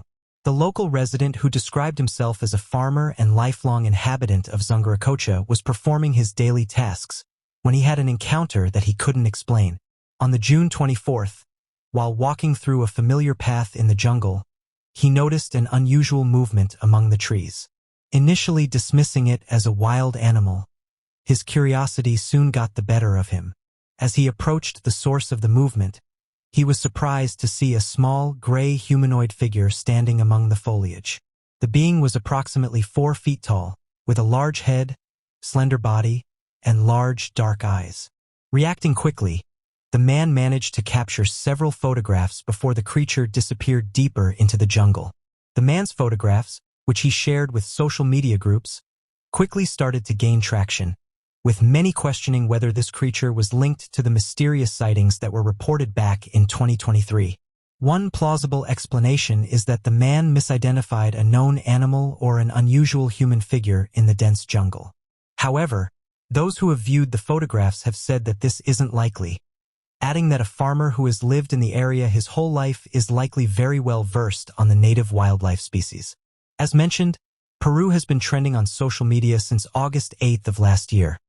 And this is because more and more locals are coming forward with tales and first-hand reports of alleged entities that have been encountered. A snapshot and update regarding the current situation in the area was sent by someone going by the name of Gustavo, and it appears that the sightings are continuing. The individual claimed that the glowing orb that was seen with the entity, which was described in previous reports, is the reason why the object's legs appear to be emitting light. According to the residents, either these creatures were emitting light directly or they were accompanied by something that was emitting bright lights. Locals have been reporting sightings of them for several weeks, according to one of the residents, who noted that news outlets have only recently begun to report on them. He claimed that because of the intense light they emit, they are very hard to picture and very tough to record. The individual went on to describe how a few of the locals decided to take out one of these creatures, but that bullets had no effect on them, implying that they were protected by some sort of armor. The man went on to explain that the lights are dazzling and that he even had a theory that they might have been put there to confuse the locals. One recurring theme with these sightings appears to be mysterious lights, the source of which is still mostly unknown. Strangely enough, a lot of people in the region have claimed to have seen glowing orbs. Near the locations where these beings have been observed, reports of bright spherical objects have been made. Glowing orbs are generally defined as spherical objects that radiate a mild, frequently pulsating light, according to those who research the unknown. A variety of colors, including white, orange, blue, and green, are described by witnesses. These spheres are seen to travel silently over the jungle, occasionally remaining motionless or making sudden swift movements. They are not like traditional aeroplanes. They have no rotors, wings, or other obvious propulsion. It's interesting to note that all of these claims are coming out of the U.S. Congress just after a major hearing on unidentified objects. The most recent reports of advanced creature encounters come from a rural area in northeastern Lima, Peru. Earlier reports typically focused on the discovery of unusual technology in remote locations. Villagers in the area report that they are currently under attack from mysterious glowing entities that resemble gray or insectoid beings. The creatures' enormous heads and large black eyes are a recurring feature of the sightings that have been reported all over Peru, and those who have attempted to get close to them always fail, adding that they are very elusive. The Iquitu indigenous people have said that since July 11th, the weird monsters have been attacking the village. One such instance involved a woman being snatched from behind. It's thought that the entities in question radiate dazzling light and are covered in a type of protection that stops them from being harmed, which is one of the reasons why villagers have been unable to present physical evidence of the creatures. The authorities have received a request for aid from the residents of the distant location, and as a result, the Navy and police have been sent to the region, and locals are taking the initiative to guard the area at night. One of the locals described them as having elongated heads and black eyes. This allows them to see everything in their immediate area before vanishing. The residents' only photographic evidence of them thus far is grainy photos, demonstrating their skill at avoiding capture. According to reports from regional news sources, the locals have made a parallel between the mysterious entities and pilicaras, mythical animals that are reputed to possess the ability to eliminate humans.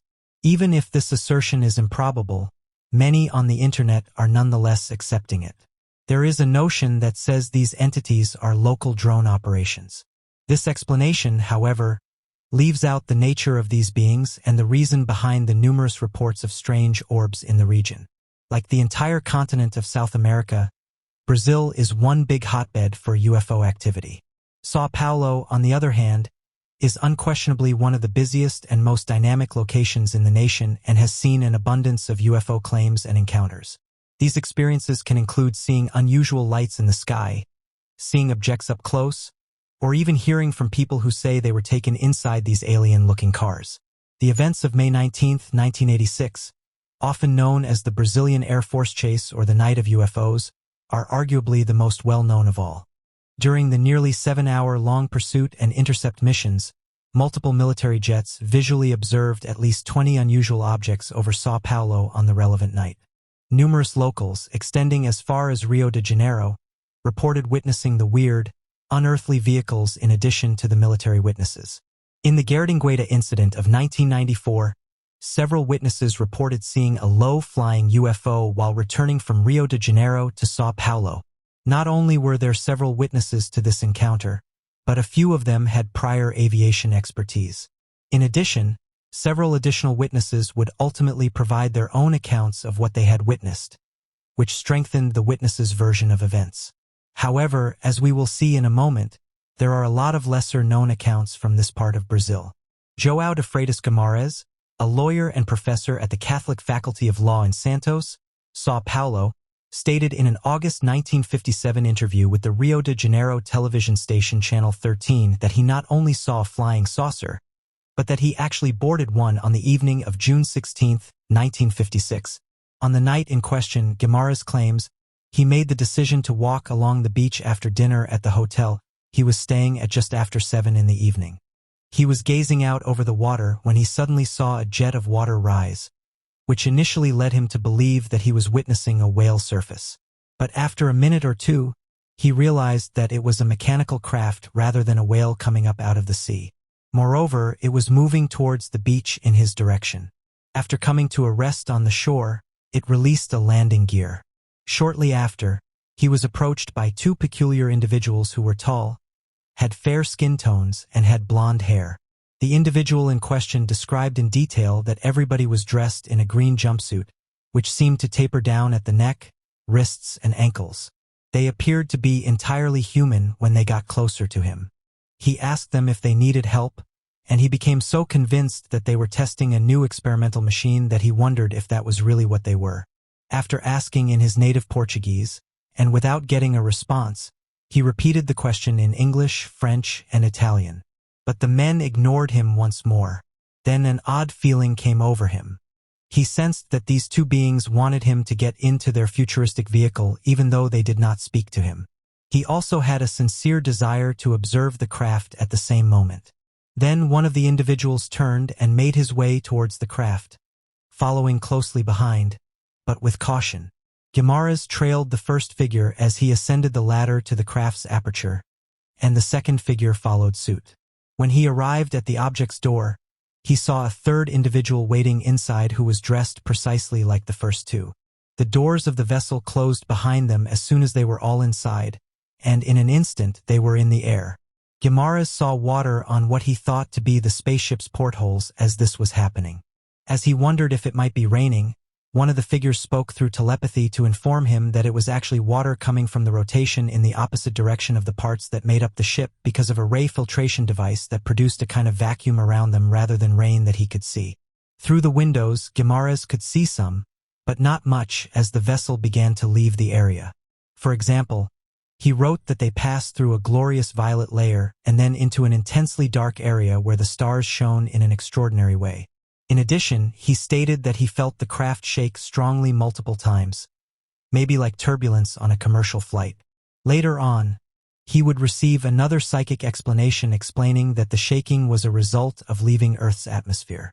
Although Guimaraes would subsequently estimate that he was in flight for between 30 minutes, it is unclear how far into space he was flown.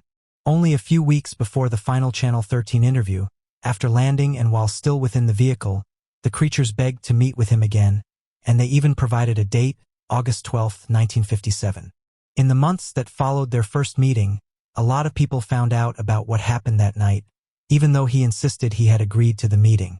A.V. Coquero, a senior military colonel, actually paid Guimaraes a visit a few days prior to the planned second meeting. He was quite direct in telling him that if it were up to him, he wouldn't go to that meeting and that he would have 2 jet fighter squadrons there to receive the flying saucer. According to reports, a clerk and Guimaraes' brother saw this discussion. Whatever the case, he had sufficient reason to avoid the area on the day of the follow-up encounter. According to people he spoke with later in the area, on the date in question, a strange object was observed approaching the area.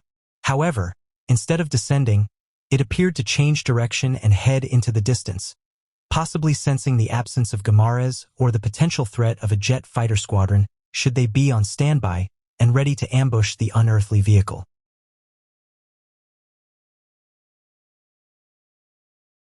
In response to Julian Assange's release, Tucker Carlson recently expressed shock and disapproval of the circumstances surrounding Assange's confinement at a lecture in Australia. Midway through the Perth journey, Carlson expressed his disbelief by saying that he was surprised this had happened. Carlson criticized those who continue to hold the opinion that Assange should be detained as the enemy of human freedom and flourishing, highlighting the relief felt by Australians who are familiar with the situation. He continued by saying that it was monstrous that he spent 12 years locked away for exposing other people's crimes. Carlson offered commentary on Assange's predicament, criticizing the reversal of justice in his case, saying that, typically, the guy who discovers the crime doesn't go to jail. It's the guy who commits the crime who goes to jail. Julian Assange, the founder of WikiLeaks, has been a polarizing figure in global politics and media. While his detractors accuse him of endangering national security and diplomatic relations, his supporters argue that Assange's actions are rooted in the principles of transparency, accountability, and the public's right to know. Assange's work has consistently aimed to challenge excessive government secrecy. In democratic societies, the principle of transparency is crucial for ensuring that citizens can hold their leaders accountable. Governments often classify information not to protect national security, but to shield themselves from embarrassment or to hide misconduct. WikiLeaks has acted as a counterbalance, providing the public with information that is essential for informed democratic participation. One term used to describe Assange's protracted incarceration without prosecution in the UK and then in the US was obvious abuse of human rights. Carlson also questioned why Australian officials did nothing to stop Assange, an Australian national, from being detained in the UK on behalf of the United States. Carlson expressed his contempt for the media's function and referred to the cooperation between media outlets and governments as a perfect inversion of what they're supposed to do. He described how uncomfortable he felt watching ABC News and expressed his displeasure with Australian media coverage. After being detained for 12 years, Julian Assange was released, which spurred discussion on the role of intelligence services and the rule of law. The larger worries about media independence and political accountability are highlighted by Carlson's defense. Whistleblowers and the platforms that support them, like WikiLeaks, play a vital role in maintaining the integrity of institutions. By revealing wrongdoing, they contribute to the creation of a more just and accountable society. Assange's facilitation of whistleblowing aligns with this ethical imperative, offering a safe haven for those who risk their careers and personal safety to expose corruption and abuse of power. Australian computer programmer Julian Assange is the founder of WikiLeaks, a media outlet. By engaging in what he termed scientific journalism, that is presenting primary source information with as little editorial commentary as possible, Assange made thousands of internal or classified papers from various government and corporate bodies available to the public through WikiLeaks. In an attempt to evade prosecution, he spent almost 7 years at the Ecuadorian embassy in London. He also fought his extradition to the United States for 5 years while incarcerated in Britain. When Assange was a child, his family traveled about a lot, so he received his education via a mix of correspondence courses and homeschooling. He showed an amazing skill with computers as a youngster, and he broke into several protected systems, including those run by NASA and the Pentagon, by adopting the hacker moniker Mendax. He was accused of 31 counts of cybercrime by Australian authorities in 1991. He entered guilty pleas to the majority of the charges. But during sentencing, the judge decided that his actions were the product of innocent childhood curiosity, and he was only fined a little amount. Over the ensuing 10 years, Assange traveled, worked as a computer security consultant, and attended the University of Melbourne to study physics, though he left before receiving a degree. In order to act as a clearinghouse for secret or sensitive materials, Assange founded WikiLeaks in February 2006. When it was initially published in December 2006, a message from a leader of the Somali rebel movement encouraged using hired individuals to take out government officials. It was uploaded to the WikiLeaks website. The legitimacy of the paper was never confirmed, but it was quickly eclipsed by the WikiLeaks scandal and concerns about the morality of its operations. Other scoops released by WikiLeaks included information about the British National Party's secret membership roster, internal movement documents, information about the U.S. military's Guantanamo Bay detention facility in Cuba, and private emails from the University of East Anglia's Climatic Research Unit. Nearly 500,000 documents, mostly about U.S. wars that WikiLeaks released in 2010, were seized from U.S. Army intelligence analyst Bradley Manning. Despite the fact that a large portion of the material was previously public knowledge, the administration of President Barack Obama denounced the leaks as a danger to American national security. That year, in November, WikiLeaks started releasing over 250,000 secret diplomatic cables from the United States. The majority of those secret documents were from February 2007 to 2010, although some of them went all the way back to 1966. The discussion addressed a wide range of subjects, including the covert American attempts to isolate Iran politically and economically, mainly due to concerns over Iran's possible nuclear weapons development. Governments all throughout the world reacted quickly, denouncing the publishing. Assange received the Sydney Peace Foundation's Gold Medal in May 2011. This distinction had previously been given to the Dalai Lama and Nelson Mandela for their extraordinary courage in pursuit of human rights. In September 2011, Assange's autobiography, Julian Assange, the Unauthorized Autobiography, was released against his wishes. After going through almost 50 hours of interviews, Assange withdrew his support for the book despite receiving a sizable advance payment. The final work, while occasionally insightful, read a lot like the early draft that it was. Assange stayed under house arrest on the Norfolk estate of a WikiLeaks supporter while the British Supreme Court considered whether to extradite him. From this location, Assange conducted a series of interviews that were compiled into a talk show called The World Tomorrow, which made its internet and television debuts in April 2012 on the state-run satellite news network RT. Assange sought sanctuary at the Ecuadorian embassy in June 2012, following the Supreme Court's denial of his extradition petition. He claimed in his asylum application that if he was extradited to Sweden, he may end up facing charges in the U.S. for his WikiLeaks-related activities. According to Assange, the trial would be politically motivated and might result in his execution. Assange's plea was approved in August, but he was still detained within the embassy, while Ecuadorian and British officials worked to find a solution. The information released by WikiLeaks often pertains to actions carried out in the name of the public using taxpayer resources. As such, there is a compelling argument that the public has a right to know what their governments are doing, especially when those actions involve ethical breaches or violations of international law. Assange has operated under the principle that sunlight is the best disinfectant, advocating for a more open and transparent government. Critics argue that Assange's actions have endangered lives and national security. However, this perspective often overlooks the broader context of whistleblowing and the benefits it provides to society. In democratic societies, the media and whistleblowers act as checks on power. Without them, governments could operate with impunity unchecked and unaccountable. Assange's work, therefore, can be seen as a necessary component of a healthy democracy. The revelations published by WikiLeaks have led to important public debates and, in some cases, policy changes that have improved governmental transparency and accountability.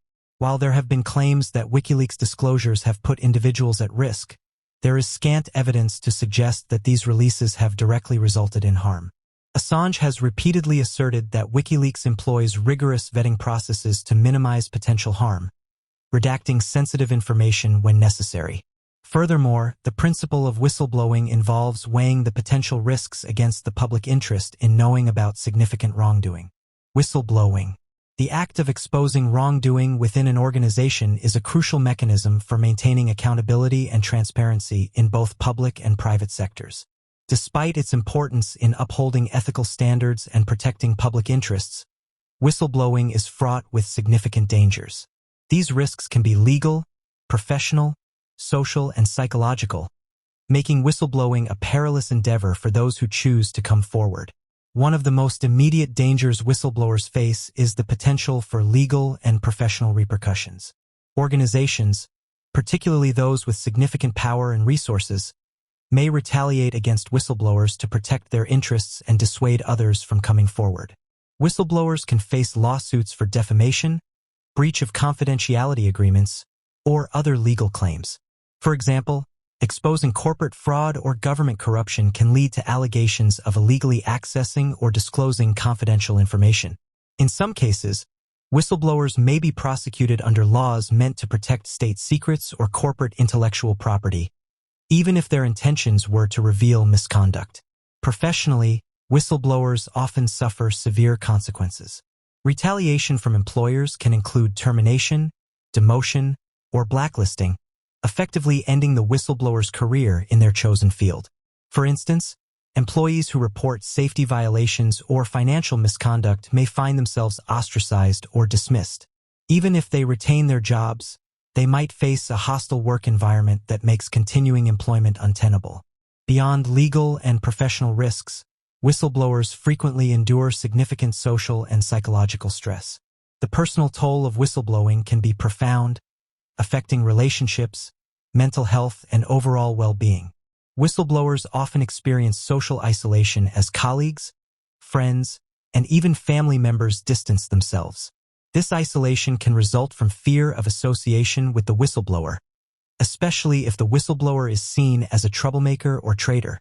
The stigma attached to whistleblowing can be powerful, leading to a loss of social support at a time when it is most needed. Whistleblowers can also face significant economic hardship.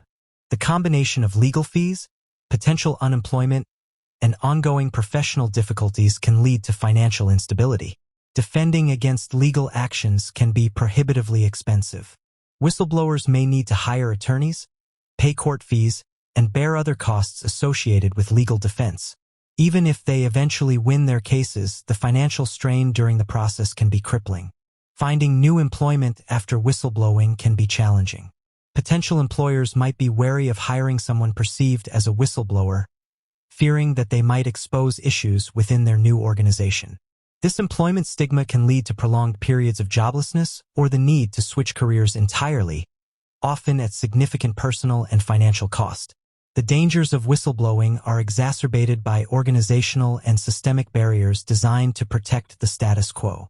Institutions often have vested interests in suppressing dissent and maintaining secrecy, creating a hostile environment for whistleblowers.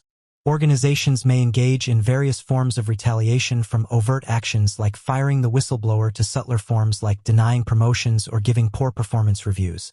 This institutional retaliation is aimed at discrediting the whistleblower and discouraging others from following suit.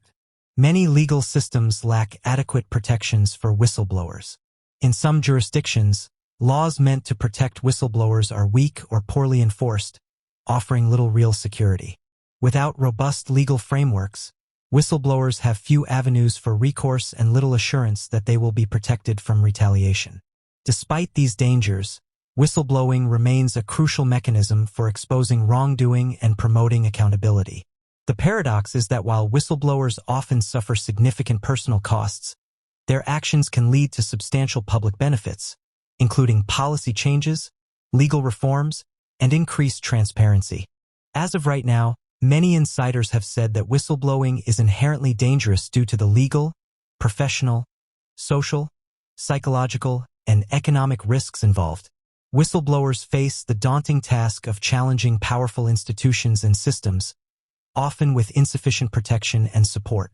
Despite these dangers, the act of whistleblowing plays a vital role in safeguarding ethical standards and promoting justice. To mitigate these risks and encourage more individuals to come forward, it is essential to strengthen legal protections, provide robust support systems, and cultivate a culture that values transparency and accountability.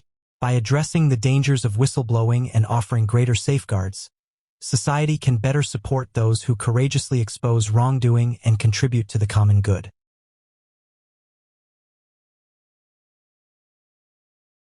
The mysterious CCTV footage of Stephen Kocher. One of the most puzzling and mysterious cases in recent years is Stephen's disappearance. 30-year-old Stephen Kocher vanished from Henderson, Nevada on December 12, 2009. Investigators have said that there has never been a sign of Stephen Kocher despite intensive searches and inquiries. Stephen had been staying with his friend in Henderson in the days before his disappearance, as at the time he was looking for employment. He was expecting to find work in the Las Vegas region as he had recently lost his job in Utah. But the search had turned up nothing, and Stephen was losing hope. Stephen had spoken with his family and made multiple calls to possible employers on the day he vanished. Nothing seemed out of the ordinary, and he appeared to be in a good mood. Nevertheless, he left behind all of his personal items, such as his wallet, mobile phone, and keys when he parked his car in Henderson's Road. On December 13th, he was captured on camera parking and leaving the automobile there by a nearby security camera. He left the frame, crossed the street, and strolled along the sidewalk. He was by himself and didn't seem lost. Rather, it seemed like he knew where he was going and had parked there for a purpose. Along with Christmas gifts he'd bought a few days earlier, Kocher's shaving kit, coats, pillows, and blankets were inside the car. However, his wallet, driver's license, and cell phone were not. He had forgotten his phone charger and laptop at home. Kocher's cell phone signal was detected at a tower a few miles away, close to Arroyo Grande Boulevard and American Pacific Drive, about 5 hours after he had abandoned his car. After that, the signal was detected in a subdivision close to Stephanie Street and Sunset Drive 2 hours later. When Kocher's voicemail was examined early the following morning, the signal at Russell Road and US 95 was picked up. Before the signal vanished, the phone remained there for 2 days. Why Kocher went to Nevada is unknown. His hometown is Amarillo, Texas, where he completed his education in 1998 at Amarillo High School before continuing on to the University of Utah. In April 2009, he left his position as an employee of the Salt Lake Tribune's web section and relocated to St. George from Salt Lake City, Utah. His relatives claimed he was having problems finding work. He had most recently worked for a company that cleaned windows and that he might have traveled to Las Vegas in search of work. Some researchers have suggested that there is a link between his and Susan Powell's December disappearance. Investigators have noted that given that Kocher and Powell were roughly the same age and vanished from the same state around the same period, they considered the possibility that their disappearances were related. In fact, Powell's husband implied that the two of them had fled together, possibly to Brazil, where Kocher had previously traveled on a missionary expedition. Nonetheless, investigators were unable to uncover any link between the two disappearances or proof that they were acquainted. According to Koch's parents, there is no indication that he wanted to end his life, and the investigators have not found any signs of foul play. Due to his unemployment, he was experiencing financial difficulties at the time of his disappearance, but his loved ones are unaware of any possible explanation that would cause him to vanish. In February 2011, his father unexpectedly passed away, seemingly from natural causes. Police in Nevada and Utah are looking into Kocher's mysterious disappearance. The mysterious video of Lars Mittank.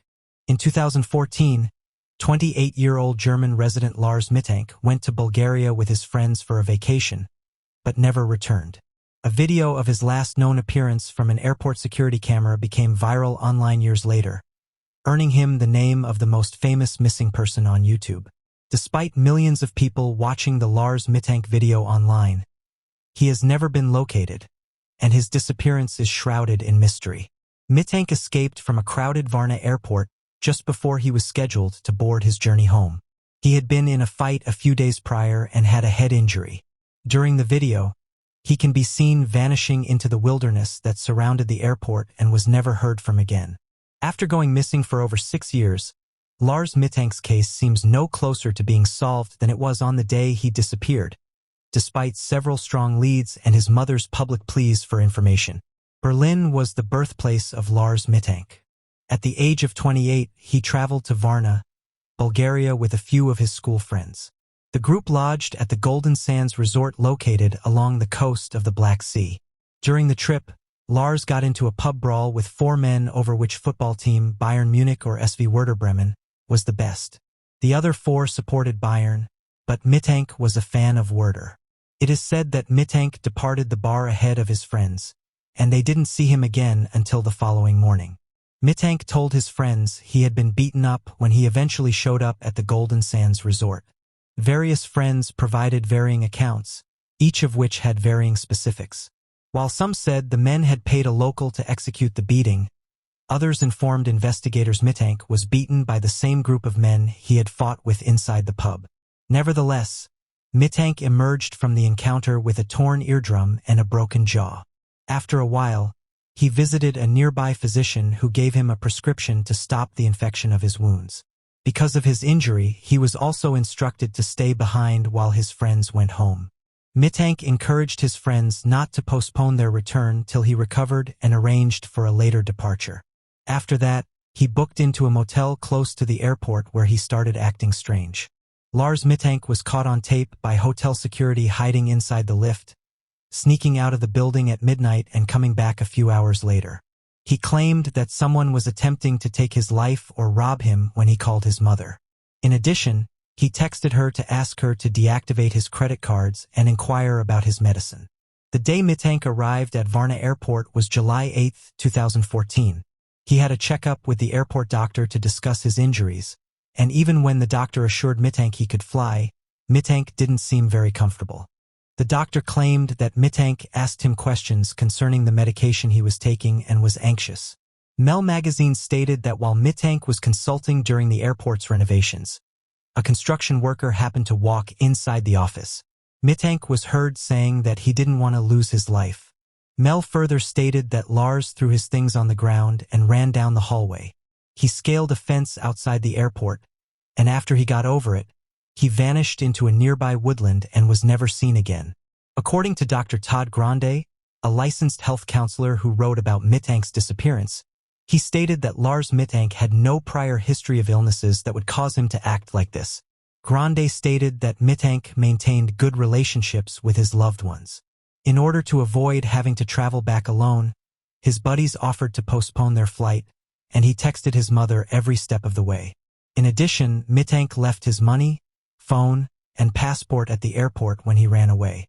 According to a different opinion, Mittank was possibly involved in smuggling activities or any other illegal activity that neither his loved ones nor the government were aware of. This idea explains why Mittank was never discovered, yet it is not well supported by the available data. An additional theory is that Mittank was attacked shortly after leaving the area. He informed his mother that he was being followed while he was staying behind in Bulgaria. Numerous detectives surmised that the individuals he brawled with in the pub were still pursuing him.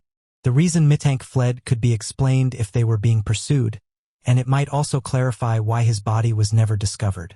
There is a fourth idea that suggests Mittank might have been high at the time of his disappearance. Many people think that Mittank's episode may have been caused by the antibiotic ceftriaxone, which was provided to him to repair his perforated eardrum, maybe in combination with another prescription. As bizarre as it may seem, it is not unfeasible. 3 common side effects of the medication are listed: restlessness, hyperactivity, and dizziness. Furthermore, research indicates that acute psychosis may be a possible adverse effect of several antibiotics. This could explain how a person without a history of this type of behavior could have abruptly transformed. It's possible that Mittank's actions had nothing to do with the ceftriaxone he was taking. Dr. Grande suggests that Mittank might have gone through the onset of first-break psychosis. He contends that this would account for his anxiety, delusions, and paranoia. It might also clarify the strange conduct seen in the Lars Mittank video. Although Dr. Grande believes the psychosis theory to be the most plausible of the lot, he emphasizes that it still doesn't explain Mittank's disappearance or why nothing of him was never discovered. Even after the German Federal Criminal Police Office conducted years of inquiry, Mittank is still unaccounted for. Every now and again, someone who viewed the Lars Mittank video and is either an amateur investigator, an internet troll, or a concerned citizen claims to have seen him somewhere in the world. In Germany alone, almost 10,000 individuals go missing each year. Although half of all cases involving missing persons are settled in less than a week, fewer than 3% of them are truly located within a year. Over 6 months have passed since Lars Mittank vanished. Police in Porto Velho, Brazil apprehended a man in 2016 who lacked identification and seemed to have no idea who he was. When a picture of the man recuperating in a hospital became viral on social media, internet detectives pointed out that he resembled Mittank in terms of appearance. Later on, the individual was recognized as Toronto native Anton Pilipa. It had been 5 years since he vanished. A truck driver allegedly offered Mittank a lift out of Dresden in 2019. As the driver headed towards the city of Brandenburg, he picked up a hitchhiker. He could not help but notice the passenger's similarity to Lars Mittank when they were traveling, but investigators said that the story didn't prove that Lars was still alive. Over the years, his mother has also made numerous appearances on radio and television programs in an attempt to piece together the puzzle of Lars Mittank's disappearance. Her requests to locate her son have been shown on Bulgarian and German television, but to no avail. She keeps sharing messages on social media. In February 2007, Andrew Gosden disappeared without a trace. The CCTV footage from King's Cross Station shows Andrew Gosden walking through a crowd, and this would be the last time he was spotted. Not much information has been released to the public about Andrew Gosden or his location in the years that have followed. Police still don't know why Andrew traveled to London on that particular day or who, if anyone, he was going to meet. Furthermore, despite the fact that 2 individuals were detained in December 2021 on suspicion of taking Andrew, they have subsequently been found not to have committed any crimes. Experts and true crime fans alike are still perplexed by the case of Andrew Gosden's disappearance. The seemingly perfect home life that Andrew Gosden had appears to be one of the most peculiar aspects of his story. Andrew was born on July 10, 1993. His parents chose not to baptize their children because they were Anglican Christians. They did not wish to force their opinions on others, as they clarified in a February 2008 interview. Rather than that, they supported their kids in following their own interests and making their own discoveries. Both Andrew and his sister Charlotte developed strong attachments to their respective pastimes. Andrew was a big fan of the Harry Potter and Alex Rider series. His sister greatly embraced the mid-2000s goth subculture and colored her hair black. Their mutual appreciation of rock and metal bands helped the two get along. Andrew possessed a great degree of intelligence as well. He was enrolled in his school's talented program and had been reading Nietzsche's Beyond Good and Evil in the weeks prior to his disappearance. In fact, Andrew was such an excellent student that he had never once missed a day of class. The majority of his teachers believed he would end up attending Cambridge. In addition, his parents mentioned that although he was quite shy and content to be by himself, he did have friends. Moreover, he never displayed depressive symptoms, and it didn't appear that he was being bullied. He had always told his folks where he was going before leaving the house. Andrew Gosden seemed, by all accounts, to be a quiet, brilliant young man with a promising future. On September 14, 2007, Andrew Gosden probably left his parents' house in the morning to go to school like he did every morning. Both of his parents, who were speech therapists, had to leave the house for work. However, Andrew wasn't there when they got back. They initially thought he was merely playing Xbox in the basement. Then they discovered his bedroom with his school uniform folded up on a chair. It appeared that he had changed into a new outfit after returning home.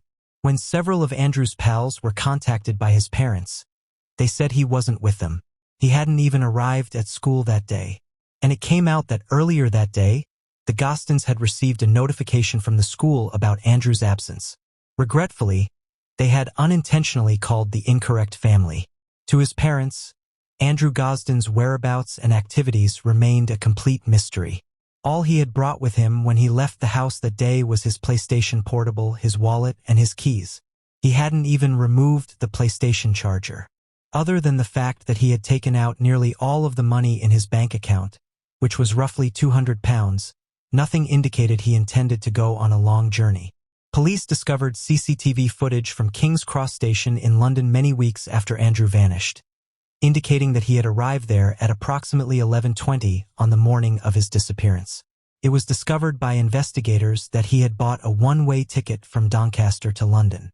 After that, the trail went cold. The police were unable to follow Andrew from King's Cross, so his family had no idea where he was. However, internet detectives have been working to solve the riddle in the years that have passed. And as a result, a number of fascinating possibilities have surfaced. One idea suggests that Andrew might have come to London in order to see a concert by 30 Seconds to Mars on the night before he vanished. A picture of the audience from that evening's concert is the basis for this theory. Some people have stated that Andrew appears to be one of the audience members in the picture. Some have speculated that Andrew might have traveled to London in search of work experience, following in the footsteps of his 14-year-old sister, Charlotte, who distributed resumes on the Strand. However, since there is no method to monitor Andrew's whereabouts, these speculations are all that remain. When two men were detained in December 2021 on suspicion of taking Andrew Gosden, it appeared as though something had changed. The next day, it was revealed that the men had had a number of devices taken for forensic examination, which the police stated may take up to a year to complete. Kevin Gosden expressed gratitude to the public for their support and clarified that the family was only aware of the information disclosed in the police statement. The men were still being investigated according to South Yorkshire Police, and the subsequent devices were still being looked at in January 2023. It was announced in September 2023 that neither of the guys had been charged and that Gosden's disappearance had nothing to do with them. Andrew Gosden's disappearance still remains a mystery.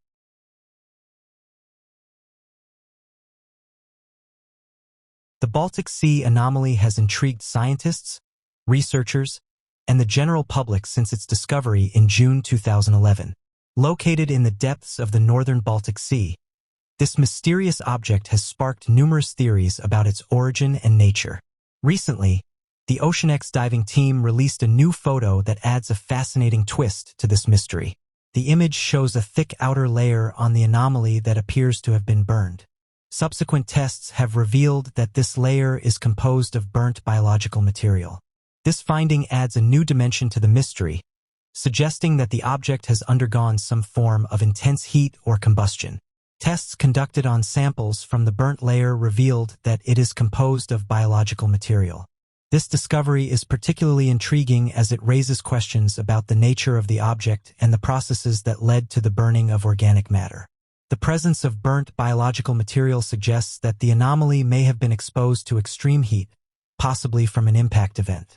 Several potential explanations for the Baltic Sea anomaly and its burnt outer layer have emerged, each with its own implications and challenges. The most speculative and exciting theory is that the Baltic Sea anomaly is an extraterrestrial artifact. Proponents of this idea suggest that the object could be a crashed spacecraft or a probe from an advanced alien civilization. The burnt biological material might be remnants of extraterrestrial life forms or the result of the object's entry into the Earth's atmosphere, causing it to burn upon impact. The discovery of the burnt outer layer on the Baltic Sea anomaly has significant scientific and cultural implications. Scientifically, it opens new avenues of research into the anomaly's origin and composition. Understanding the nature of the burnt biological material and the processes that caused the burning could provide critical insights into the anomaly and the broader geological and biological processes at play in the Baltic Sea. Several pieces of evidence support the theory that the Baltic Sea anomaly crashed onto the seafloor. The trail mark itself is a primary indicator. Its straight and continuous nature suggests a high-energy event that displaced the sediment on the seafloor, which is consistent with an impact or crash. The trail behind the anomaly is relatively straight and consistent in width, which could indicate that the object was traveling at a significant speed before coming to a halt. The displaced sediment along the trail suggests that the object had sufficient mass and momentum to create such a mark. If the object had merely drifted or settled gently onto the seabed, it would not have left such a distinct trail. The physical characteristics of the anomaly also support the crash theory. The object's large circular shape and its distinct edges suggest it could be a solid, durable structure capable of withstanding significant impact. Additionally, the object appears to be partially buried in the seabed, which could be a result of the forceful impact driving it into the sediment. The diving team from OceanX has been extensively exploring the ocean and has come across numerous mysterious discoveries, and one of their most intriguing findings is the Baltic Sea anomaly, a fascinating object resting on the seabed. This mysterious structure has attracted significant attention due to its unusual appearance, resembling a disc-shaped aircraft. The online community has been abuzz with speculation, suggesting that the diving team may have stumbled upon an advanced aerial vehicle. With a sizable diameter of 60 meters, the Baltic Sea anomaly resides in the depths of the northern Baltic Sea. This remarkable discovery was made by Peter Lindberg, Dennis Asberg, and their esteemed Swedish diving team known as OceanX in June of 2011. The Baltic Sea anomaly has become a subject of great interest, captivating the imagination of both experts and enthusiasts alike. Its peculiar shape and placement have sparked discussions about its origins and purpose. Some theories propose that it could be a remnant of an ancient civilization, while others speculate about its potential advanced connection. Despite the absence of conclusive evidence, the presence of such a distinct and mysterious structure continues to intrigue researchers and fuel further exploration. The expeditionary team made an astonishing discovery during their mission to locate an ancient shipwreck. While passing over the unknown object, they detected a captivating reading that immediately caught their attention. According to the findings of OceanX, this strange anomaly exhibits an intriguing thickness, measuring approximately 3 to 4 meters with a surprisingly extensive diameter of around 60 meters. Remarkably, the object rests upon a robust pillar-like structure, soaring to an impressive height of about 8 meters. It lies submerged between depths of 85 to 90 meters, beneath an area characterized by extremely poor visibility, which poses a significant challenge for the team as they attempt to observe their surroundings. Interestingly, the team encountered a series of equipment malfunctions during their initial encounter with the anomaly, but these malfunctions inexplicably ceased as soon as they moved past the mysterious object. At first, the team dismissed this as mere coincidence. However, when they retraced their steps and encountered the same equipment issues again, they began to entertain the notion that the object emits some kind of electromagnetic field. In order to test this hypothesis, the team conducted multiple experiments, and astonishingly, they consistently experienced equipment failure whenever they approached the anomaly. The team's fascinating findings have sparked a multitude of questions and speculations. Their exploration and analysis of the mysterious object, coupled with the data they have collected, have opened up new avenues of investigation in uncovering the true nature and significance of this captivating discovery.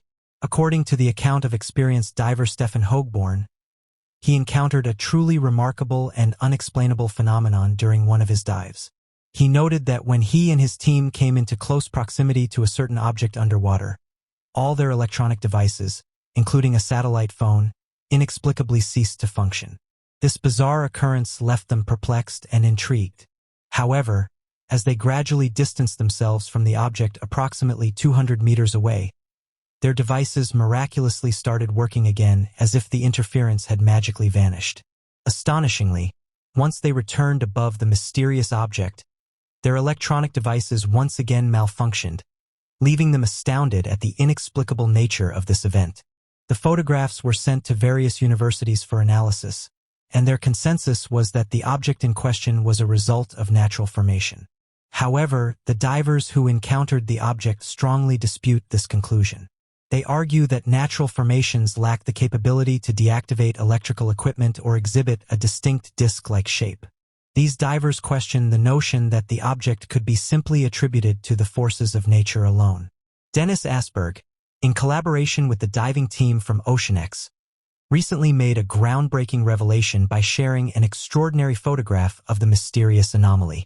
This captivating image, which has never been observed before, has aroused great curiosity and intrigue among experts and enthusiasts alike. According to his statement, a photograph of the Baltic Sea anomaly, which had never been seen before, was captured in 2012. The image depicts a distinct triangular shape with a noticeable opening. However, due to its subtle appearance, the speaker provided a modified version of the picture, highlighted with a red line. This highlighting allows for a clearer observation of the sediment-covered plate and the presence of burnt organic material beneath it. It is important to note that the photograph was taken from the side of the mysterious object. According to individuals who have observed the image, the longer you gaze at it, the more distinct features become apparent. They have noticed the presence of defined edges and openings that directly penetrate the structure, which was initially described during the team's initial exploration. One user remarked that it resembles debris from the ocean with coral growth accumulated on its surface. This perpendicular perspective grants us a more comprehensive view of the object, allowing us to discern a solid entity hidden beneath the coral. Upon the initial identification of the peculiar item, the team found themselves filled with a multitude of inquiries, urging them to delve deeper into the mystery. However, their thorough investigation only served to raise additional pressing questions in their minds. As the skilled divers carefully approached the mysterious anomaly, their sharp eyes caught sight of an intriguing sight, a seemingly darkened staircase extending invitingly into the heart of the object. Notably, recognizing the need for scientific analysis, they meticulously collected samples, hoping to unravel the mystery through a detailed examination of its composition. After subjecting the samples to the discerning eyes of expert researcher Steve Weiner, an astonishing revelation came to light. The object at hand was not a mere natural geological formation, but rather a carefully crafted assemblage of metals that do not exist in the realm of nature. The research team from OceanX reported their extraordinary findings during their deep-sea exploration. In the profound darkness of the ocean depths, they stumbled upon an awe-inspiring structure of monumental proportions. To put it into perspective, they compared its immense size to that of a commercial passenger aircraft. Navigating through such pitch-black conditions presented them with considerable challenges. What further fascinated the team was the presence of a distinctive trail trailing behind the object, which was corroborated by sonar imagery. This intriguing observation has sparked speculation that the colossal structure may have crashed and skidded along the ocean floor. The diverse further uncovered visible skid marks in the vicinity, adding to the evidence. Moreover, the researchers were astounded by the peculiar carvings adorning the surface of the object. These markings seemed unnatural, deviating from what is typically seen in natural formations. The wreckage rests at an approximate depth of 90 meters, further complicating efforts to capture clear footage or photographs of the site due to the murky waters. Delving into the depths of this extraordinary discovery, the comprehensive exploration sheds light on the sheer magnitude of this underwater structure. It prompts us to contemplate its origin, the mysteries it may hold, and the possibility of its tumultuous journey beneath the waves. The research team returned to the site once again, this time employing a remotely operated vehicle as part of their extensive investigation. Upon approaching the anomaly at a distance of just a few meters, they encountered a perplexing issue. The remotely operated vehicle's compass began to malfunction erratically. Interestingly, this was not the first instance of such an occurrence during their initial encounter with the mysterious anomaly. Two mysterious pyramids found beneath the Atlantic Ocean. In an era where satellite technology allows us to explore the far reaches of our planet and beyond, new discoveries continue to challenge our understanding of Earth's history and geography. One such recent and intriguing discovery involves a space satellite capturing images of two large structures resembling pyramids beneath the Atlantic Ocean, approximately 124 miles or 200 kilometers from New York. The discovery of the underwater pyramids was made possible by advanced satellite imaging technology capable of penetrating oceanic depths and capturing high-resolution images of the seabed. The satellite images revealed two distinct pyramid-like structures situated relatively close to each other, deep beneath the Atlantic Ocean. These structures appear to have geometric shapes and sharp angles that are unusual for natural formations, leading to widespread speculation about their origins. Using satellite imagery, it is estimated that the two objects are hundreds of meters in height, roughly the same size as the Great Pyramid, the largest of the three pyramids at the Giza complex with an average height of 481 feet or 147 meters. Strangely, the two objects appear to be nearly identical. Some users quickly observed that they are located in a straight line with both the well-known Pyramid of the Sun in Mexico and the Great Pyramid of Giza. Some have suggested that historical monuments all across the world correspond as a result of this. It's difficult to determine what this object is and why it's there because no investigations have been conducted, and there are only a few satellite photographs to go by. However, as underwater archaeologists have noted, as technology advances, it's very likely that discoveries like these will continue to be made, and that many ancient civilizations may have vanished into the depths and never to be seen again. There are several potential explanations for the presence of pyramid-like structures beneath the Atlantic Ocean, ranging from natural geological formations to remnants of ancient civilizations. One possibility is that these pyramid-like structures are natural geological formations. Underwater volcanic activity, tectonic movements, and sediment deposition can create unusual and complex shapes on the ocean floor. Submarine volcanoes, known as seamounts, can sometimes have symmetrical pyramid-like shapes due to the way lava accumulates and cools. Additionally, erosional processes can sculpt underwater rock formations into shapes that resemble man-made structures. While this explanation is scientifically plausible, the geometric precision of the structures in the satellite images raises questions about whether natural processes alone could account for their appearance. Another intriguing possibility is that these structures are remnants of an ancient, advanced civilization that existed before recorded history. This theory is supported by the notion that ancient civilizations might have built large monumental structures, including pyramids, which were later submerged due to rising sea levels or catastrophic events such as earthquakes and tsunamis. The idea of ancient underwater pyramids is not entirely without precedent. Similar claims have been made about underwater structures off the coasts of Japan, Cuba, and the Bahamas. If the pyramids near New York are indeed man-made, they could provide significant insights into the capabilities and knowledge of prehistoric societies. The most speculative theory suggests that the underwater pyramids could be of extraterrestrial origin, Proponents of this theory argue that the precision and size of the structures might indicate advanced technology beyond what ancient human civilizations were capable of. To determine the true nature of these underwater pyramids, comprehensive scientific investigations are necessary. These investigations would involve a combination of advanced sonar mapping, underwater robotics, and direct exploration by divers or submersibles.